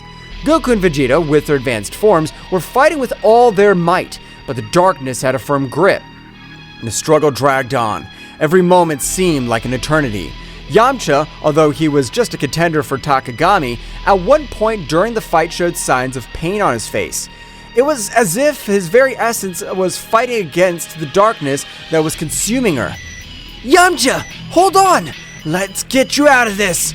But Goku's words were lost in the storm. Takagami, with a maniacal laugh, continued his assault. The Earth, witness of this cosmic conflict, trembled before the magnitude of the confrontation between light and darkness. Somewhere far away, Chaos and Ten Shinhan, after alerting the other Z warriors about the threat, returned to the battlefield. Seeing the situation, Ten Shinhan's face filled with fury as Chaos clenched his fist determinedly. Takagami! I'll make sure you pay for this! Both warriors joined the fight, but even with their abilities, facing a dark god who possessed one of his own would not be so easy. The battle turned into a desperate struggle to face Yamcha and stop Balmud before he was released. During the chaos, Goku and Vegeta shared a look of determination. The darkness could be powerful, but the light of the Saiyans would shine even in the darkest moments. The battle for the fate of the universe was far from over, and Earth's heroes were ready to face any challenges that stood in their way. Taking a trip to the past, one day before the strange artifact was impregnated into Goku's chest, after rescuing his son Goten, Yamcha, oblivious to the imminent danger that was coming, was exploring an ancient Egyptian pyramid during an archaeological expedition. The atmosphere was charged with mystery and the promise of amazing discoveries. Deep inside the pyramid, Yamcha stumbled upon an ancient artifact that was glowing with a dim light. It was an Egyptian bracelet decorated with intricate hieroglyphs. Fascinated by her beauty and attracted by an inexplicable force, Yamcha could not resist and placed the bracelet on his wrist. The moment the bracelet touched his skin, a strange sensation enveloped Yamcha. It was not painful or threatening, but rather captivating. An ancestral connection was established between the earthly warrior and the Egyptian artifact. What Yamcha didn't know was that this artifact contained an ancient power linked to the age of gods and legends. As the light from the bracelet merged with Yamcha, an ancient presence awoke. It was the essence of an ancient god that was lying asleep inside the artifact. However, this being was neither malevolent nor benevolent. It was simply an ancestral force seeking to join a mortal existence, or at least that was what Yamcha felt at that moment. The god, by merging with Yamcha, granted him abilities and knowledge beyond his comprehension. Yamcha felt with a strength and connection to the story itself. The fusion, although puzzling at first, resulted in a unique symbiosis between the earthly warrior and the divine entity. Yamcha didn't know what the bracelet actually was. Returning to the battle, every moment became more challenging for Goku and Vegeta and the earthly warriors. Takagami, now completely liberated, unleashed a destructive force that tested even the most powerful Saiyans. In an effort to turn the tide of the battle, Ten Shinhan and Chaos joined the fight. Both warriors, aware of the threat possessed by Takagami, threw themselves into the fray bravely. His unique skills and determination added a new dynamic to the conflict, but even with his intervention, the darkness persisted. Ten Shinhan, keep the pressure on. We cannot allow this darkness to take over our world. Ten Shinhan nodded, concentrating his energy on coordinated attacks with Goku and Vegeta. Despite their combined efforts, Takagami remained a relentless adversary. As the battle reached its peak, Goku and Vegeta, exhausted but without losing their determination, shared a look of mutual understanding. They knew they needed an extra power to face Takagami at his finest. Instantly, an idea crossed their minds of the Saiyan's fusion. Vegeta, I know it's not something you prefer, but I think it's our only option. I don't like to admit it, Kakarot, but I agree with you. If we want to stop this monster, we need all the power we can get. Both warriors assumed the necessary postures to perform the fusion dance. The energy of Goku and Vegeta intertwined in a brilliant flash, and within seconds, an entirely new warrior emerged. Gogeta in his base form, the supremely powerful fusion of the two Saiyans. It seems the occasion requires it. Now, Takagami, get ready. So you think a ridiculous fusion will be able to stand up to my power? Gogeta rushed towards Takagami with amazing speed. The matchup that followed was an unmatched display of skills. Gogeta dodged Takagami's attacks with grace, fighting back with overwhelming force. However, the darkness that enveloped the Dark God proved to be a formidable challenge. During the intense battle, Ten Shinhan and Chaos continued to bravely fight, but the price of a confrontation was already becoming apparent. Takagami, taking advantage of the distraction, launched a devastating attack that left Ten Shinhan and Chaos seriously injured. Goku and Vegeta, seeing their companions in danger, felt a surge of rage. Gogeta redoubled his efforts, attacking with renewed ferocity. However, Takagami, aware of the situation, diverted his attention to Ten Shinhan and Chaos. Feeling the despair, Saiyans. Soon this world will witness its end. Goku and Vegeta, full of rage and determination, increased their speed. They knew they needed to do something before Takagami carried out his threats. The battle reached its climax when Gogeta launched a massive attack on Takagami, seeking to break his resistance. However, the darkness surrounding Takagami intensified, revealing a surprise resistance. It was then that Ten Shinhan and Chaos, still on the ground, exchanged a determined look. They knew that whatever they had to do to give Gogeta a chance to defeat Takagami. Goku, Vegeta, you need time. I'll take care of holding this monster. I'll come with you, Ten Shinhan. Together we'll be the barrier they need.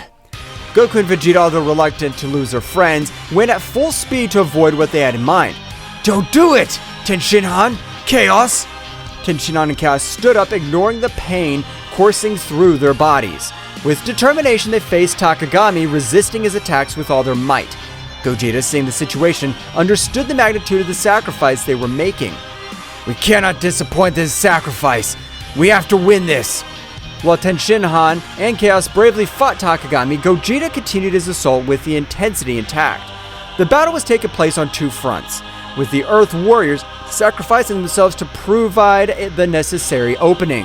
Goku and Vegeta, as he approached, their hearts were filled with sorrow and gratitude towards Ten Shinhan and Chaos. Gogeta, with supersonic speed, approached the scene where Tenshinhan and Chaos were bravely facing Takagami. His gaze reflected the mixture of determination and regret, knowing that the sacrifices of his teammates were the key to victory. Hold on a little longer, guys. Let's put an end to this. The Saiyan fusion advanced towards Takagami, who, upon seeing Gogeta's arrival, stopped attacking Tenshinhan and Chaos to confront the fused warrior. The intensity of the battle reached a new level, with attacks and counterattacks echoing across the battlefield. Tenshinhan, with his remaining strength, took advantage of that distraction to hold Takagami with all his strength, preventing him from moving freely. His face showed determination and resignation at the same time. Chaos, this is your chance. Make every second I hold this monster worth it. Chaos, next to Tenshinhan, nodded weakly. His body showed the ravages of the battle, but his eyes were shining with all the will to do the duty. Tenshinhan is right, Gogeta. The light will always prevail over the darkness. Remember that.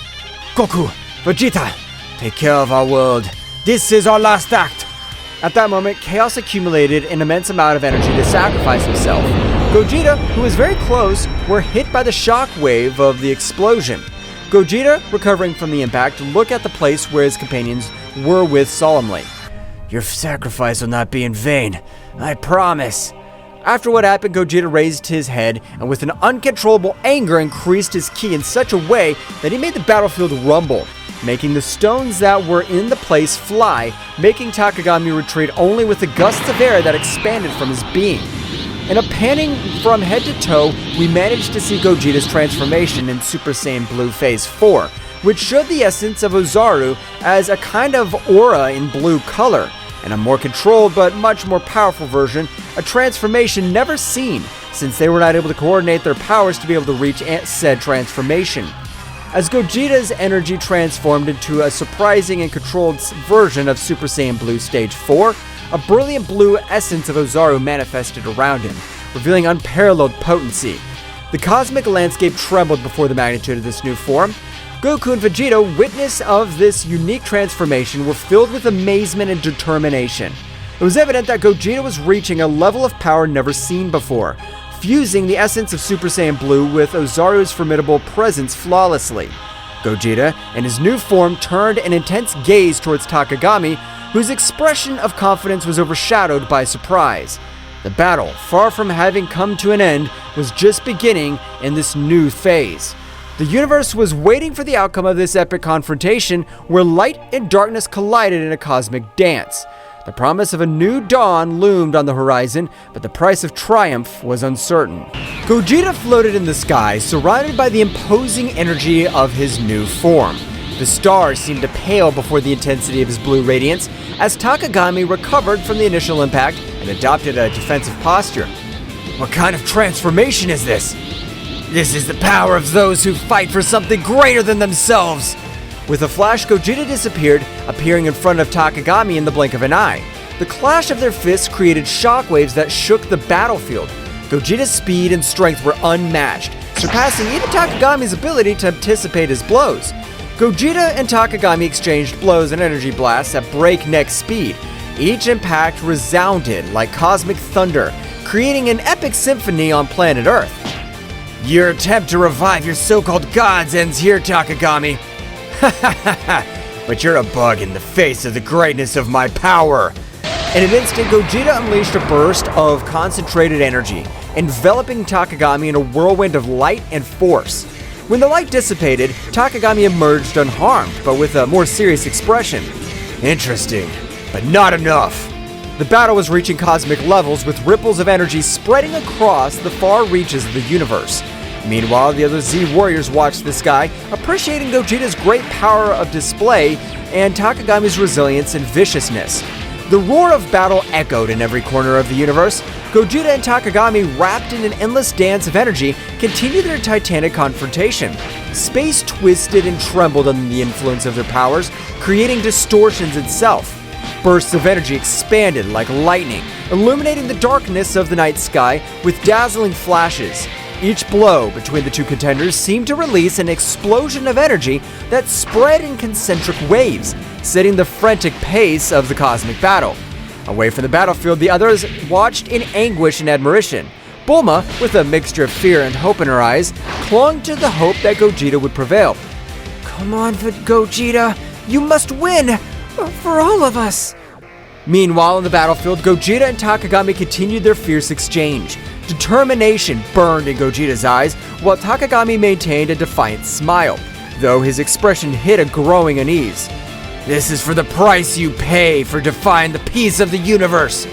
With a swift movement, Gogeta vanished and reappeared behind Takagami, launching an energy-charged punch straight at his back. But Takagami, anticipating, quickly spun around and blocked the attack with the dark energy shield. Haha! Is that all you got? In response, Gogeta intensified his assault, unleashing a continuous flurry of punches and kicks. Each impact resounded like thunder. But Takagami, though outmatched in speed, resisted with his dark power, countering the attacks with deft movements. During the scuttle, Takagami took advantage of the prevalent moment of openness and opened up a launched energy bolt straight for Gogeta's chest. The resulting explosion shook the universe and Gogeta was thrown backwards, leaving a trail of blue energy. Is that all hope can do? Gogeta recovered quickly, stood up with determination. The glow of his transformation increased even more. This is far from over. The battle continued, leading them again to display an ever-increasing amount of power. In this fury, Gogeta unleashed power that defied the laws of the universe, and Takagami, despite his arrogance, began to show signs of concern. The tension was palpable. The Z Warriors felt the intensity of the confrontation, even when they were a long distance away from where the battle for the future of the planet was taking place. Piccolo was seriously watching, calculating every move and thinking at some point this battle, which was far from over, would be a favorable outcome. Piccolo, in his thoughts, Goku, Vegeta, we trust you. You must win this battle.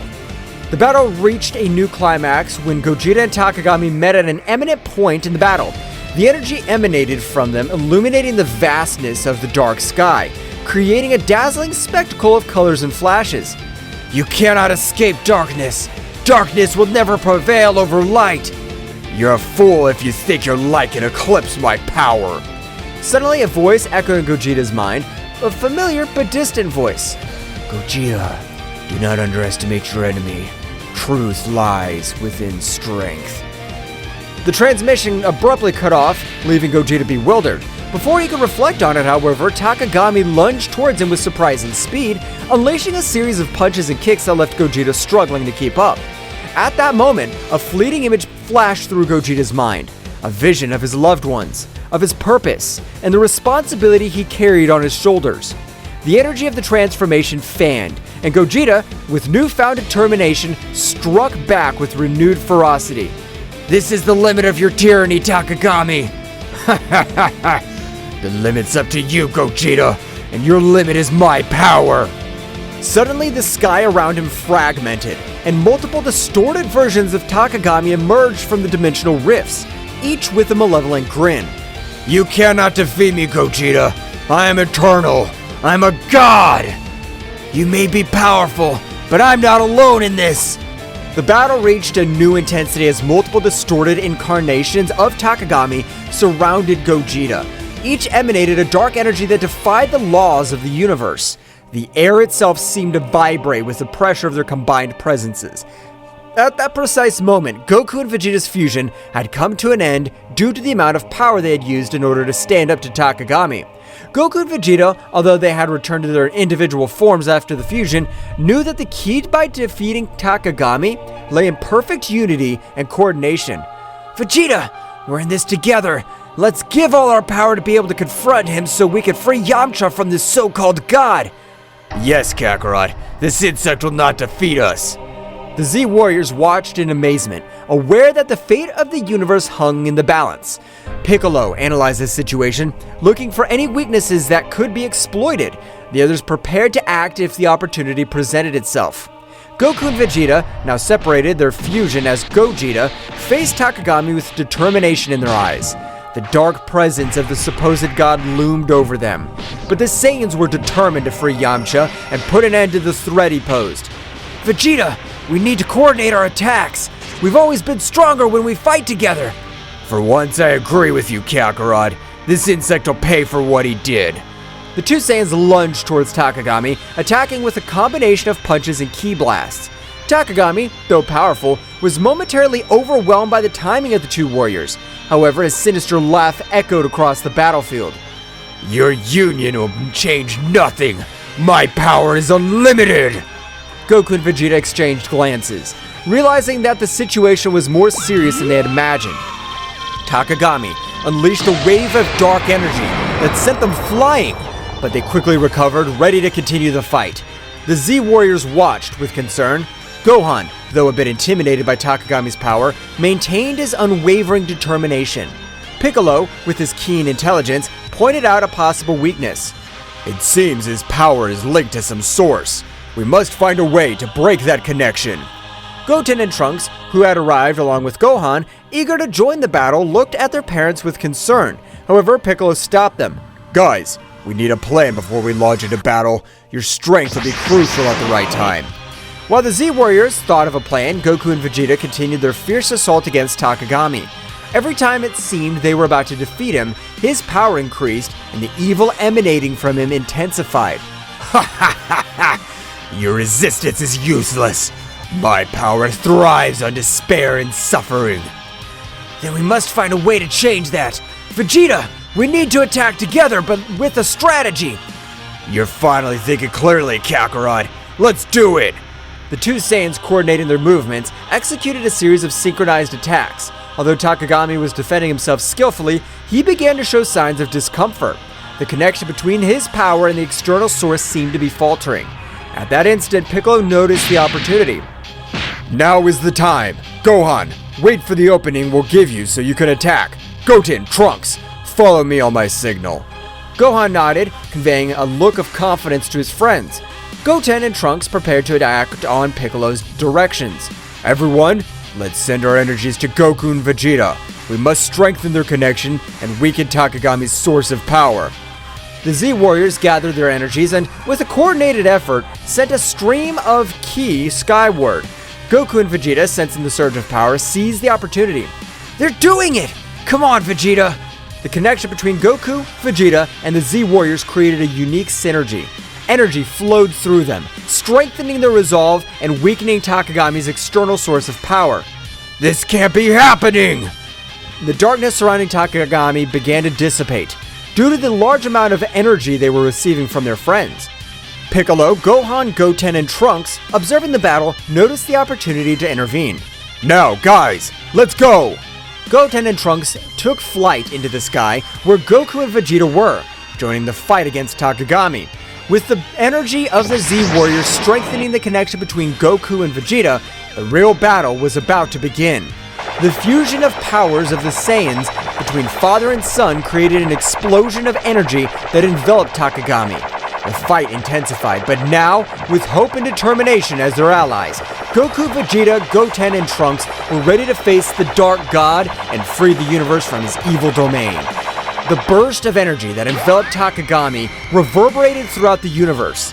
The fusion of the powers of Goku, Vegeta, and his sons created a symphony of forces, illuminating the sky with a brilliant radiance that defied the darkness Takagami had tried to impose.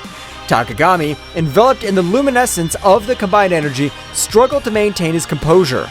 The connection between his power and the source of his power, Yamcha, was weakening with every second, and his sinister laugh began to turn into growls of frustration. We're making progress, Vegeta! Yes, but let's not let our guard down. It's not over. As the Saiyans continued their coordinated offensive, Goten and Trunks and their Super Saiyan forms joined the battle. The pressure on Takagami intensified, as he now faced not only the two adult Saiyans, but also that of his sons. The coordination between them was impressive, and every move was backed by the combined strength of the Z Warriors. Dad! Vegeta! We're here to help! Let's show this guy that the Saiyan family is unstoppable! The trio of Saiyans, with their different levels of expertise and abilities, formed a united front against Takagami. The battle was getting more and more intense, with bursts of energy and flurries of attacks lighting up space like a celestial spectacle. Piccolo, Gohan, Krillin, and the others channeled their energies to strengthen the connection between the Saiyans and, at the same time, searched for weaknesses in Takagami's defense. We must keep the pressure on and look for any opportunity to unbalance Takagami. Dad, Vegeta, Goten, Trunks, we all trust you. Let's defeat this enemy together. In space, the synergy between the Saiyans reached its peak. Goku and Vegeta, with the energy of their sons and the Z Warriors, fused their attacks in an amazing display of power. Takagami, despite his resistance, began to give ground. This is not possible! I'm a god! I cannot be defeated! The connection between his power and the external source was on the verge of collapse. The Saiyans, sensing Takagami's weakness, redoubled their efforts. Goten, Trunks, guided by Piccolo's strategy, attacked from unexpected angles, while Goku and Vegeta continued their frontal assault. Piccolo noticed a key opportunity. Now, Gohan, it's your time! Gohan, in his final form ready to take advantage of the opportunity, concentrated his energy and launched himself into the confrontation. With surprising speed, he joined the fight alongside Goku, Vegeta, Goten, and Trunks. Let's finish this, Dad! The symphony of energy between the Z Warriors and the Saiyans reached its climax. Takagami, beset on all sides, struggled to stand, and the skies erupted in an explosion of light and darkness as the heroes joined forces to confront the Dark God. The battle reached its climax, and every move decided the fate of the universe. The Z Warriors from Earth watched with eagerness and hope, knowing that victory was within reach, but also aware that the final fight was yet to come. With the Saiyans and the Z Warriors facing Takagami in a cosmic confrontation. However, amidst the chaos of battle, a small distraction allowed Takagami to strike back with furiosity. Goten and Trunks, focused on following Piccolo's strategy, attacked from different angles. However, in a moment of minimal distraction, Takagami seized the opportunity and launched a surprise counterattack. With quick and precise movements, the Dark God managed to evade Goten and Trunks' attacks, countering them with punches and energy blasts. Ha ha ha! Your efforts are useless, children! I'm the all-consuming darkness! Goten and Trunks, though agile and powerful, found themselves in a precarious situation. Takagami, with his speed and cunning, left the young Saiyans struggling to keep up. We have to protect them! Takagami's concentration of power is increasing. We need to regroup and find a strategy to counter his moves. Meanwhile, in the sky, Goten and Trunks, despite the setbacks, continued to fight bravely. They tried to coordinate their attacks, but Takagami's speed and cunning proved to be a formidable challenge. Trunks, we have to stay focused! I know, but this guy's stronger than I imagined! In an unexpected twist, Takagami launched a blast of dark energy that hit Goten and Trunks, leaving them badly injured. Both Saiyans fell backwards with obvious signs of exhaustion and pain. Goten! Trunks! This damned Dark God! The adult Saiyans intensified their assault, determined to avenge their momentary fall of their sons.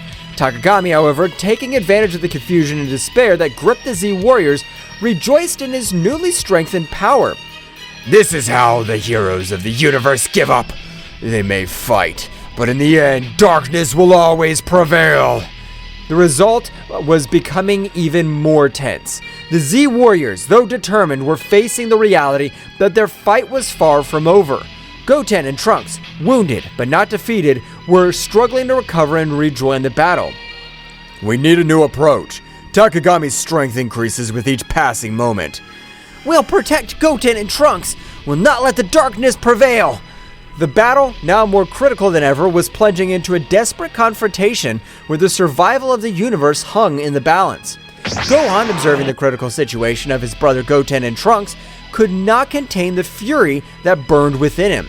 A flash of anger crossed his eyes, and his energy rose to levels that would leave even the most experienced Saiyans dumbfounded. He lunged towards Takagami with shocking speed, ignoring any concern for his own safety. With this price, you'll pay for hurting my family! His speed and furiosity impressed everyone on the battlefield. Every blow he delivered carried with it a pent-up rage of a protective brother. Takagami, though initially surprised, adapted to the intensity of Gohan's attacks. Do you think your anger can stop me? I'm going to protect my family and the entire universe from your darkness! The battle between Gohan and Takagami unleashed an energy storm in space. Goku and Vegeta watched in awe and fear as the conflict reached levels that defied comprehension. Despite their determination, they realized they were facing a power beyond anything they had faced before. This kid, his power is amazing! We can't let Gohan fight alone. We must support him. As Gohan continued his relentless assault, Takagami showed a significant improvement in his defensive ability. Every blow was met with inhuman prowess. The battle reached a point where the universe itself seemed to be on the verge of collapse. The epic confrontation between Gohan and Takagami pushed the Saiyan warrior to the limit of his abilities. Despite Gohan's bravery and skill, the Dark God, with unmatched cunning and speed, found an opening in his defense. With a graceful twist, Takagami unleashed a ripping attack, a blast of dark energy that sliced through the air with a malevolent precision. Gohan, surprised by the speed and ferocity of the attack, barely had time to react. The energy wave hit Gohan full on, enveloping him in an explosion of light and darkness. The force of the impact threw Goku's eldest son backwards, causing him to stagger, desperately struggling to stay on his feet. The dark energy left its mark on Gohan's body, marking him with deep tearing wounds. Gah! This can't be so strong! Takagami, with a sinister smile, hovered in the air, observing the result of his devastating attack. The black energy around him seemed to vibrate with satisfaction as Gohan tried to recover. This is the power you praise so much. You're no match for me, Gohan. Goku and Vegeta, witnessing the scene from a distance, gritted their teeth helplessly. The situation was becoming more critical with each passing moment. Goten and Trunks, still injured but recovering, were prepared to rejoin the fight. Gohan! This damned! We can't let this continue! Goten and Trunks, sensing the urgency of the situation, approached Gohan to help him. Despite his own injuries, determination shone in his eyes. Brother, are you alright? Yes, but we need a new approach. We're not going to let this guy get away with this! Meanwhile, Piccolo and the other Z Warriors were also assessing the situation, looking for any opportunity to change the course of the battle. The pressure on them was mounting, and the need to find an effective strategy was becoming more apparent. We have to work together. Gohan, can you keep fighting? Gohan nodded, ignoring the pain coursing through his body. His determination had not dulled, on the contrary. Takagami's imminent threat stoked it. I can't give up, but we need a strategy. Something that could surprise him. Surprise him, you say? As the Z Warriors immersed themselves in strategy to counter Takagami, a small distraction took over the battlefield. Goten and Trunks, aware of the need of a different approach, exchanged determined glances. Without saying a word, they assumed the familiar fusion dance stance. The other warriors, immersed in their tactics, barely noticed the sudden disappearance of Goten and Trunks as they performed the fusion. The energy around them condensed into a brilliant flash that revealed Gotenks, Super Saiyan, the powerful fusion of the two young Saiyans. Ready to give this guy a surprise! With impressive speed, Gotenks launched himself towards Takagami, who was momentarily startled by the new presence on the battlefield. Gotenks, with his characteristic air of self-sufficiency, began to unleash a series of swift and agile attacks, challenging the Dark God with renewed energy. Here I come! Takagami, however, far from being intimidated, smiled sinisterly. With a casual gesture, he deflected Gotenks' attacks as if toying with him. Is that all you've got, you little fused insect? Gotenks persisted, intensifying his attacks, trying to find an opening in Takagami's defense. However, the Dark God, with a graceful move, countered each blow with ease. Come on! It can't be! In the moment of distraction, Takagami took advantage of the situation. With impressive speed, he launched a blast of dark energy that enveloped Gotenks before he could react. The resulting explosion threw Gotenks backwards, knocking him to the ground unconscious and disfigured. Gotenks! This is worse than we thought. Takagami, now more confident of his superiority, hovered in the air, glaring at the defeated warriors. Goten and Trunks, still unconscious, lay on the ground as Takagami revealed in his moment of victory. Ha ha ha ha! Is this all you offer, Z Warriors? Your desperation only increases my power. With the outlook darkened by Gotenks' momentary defeat, attention turned to Gohan, who, badly wounded but driven by an inner strength, began to radiate intense energy.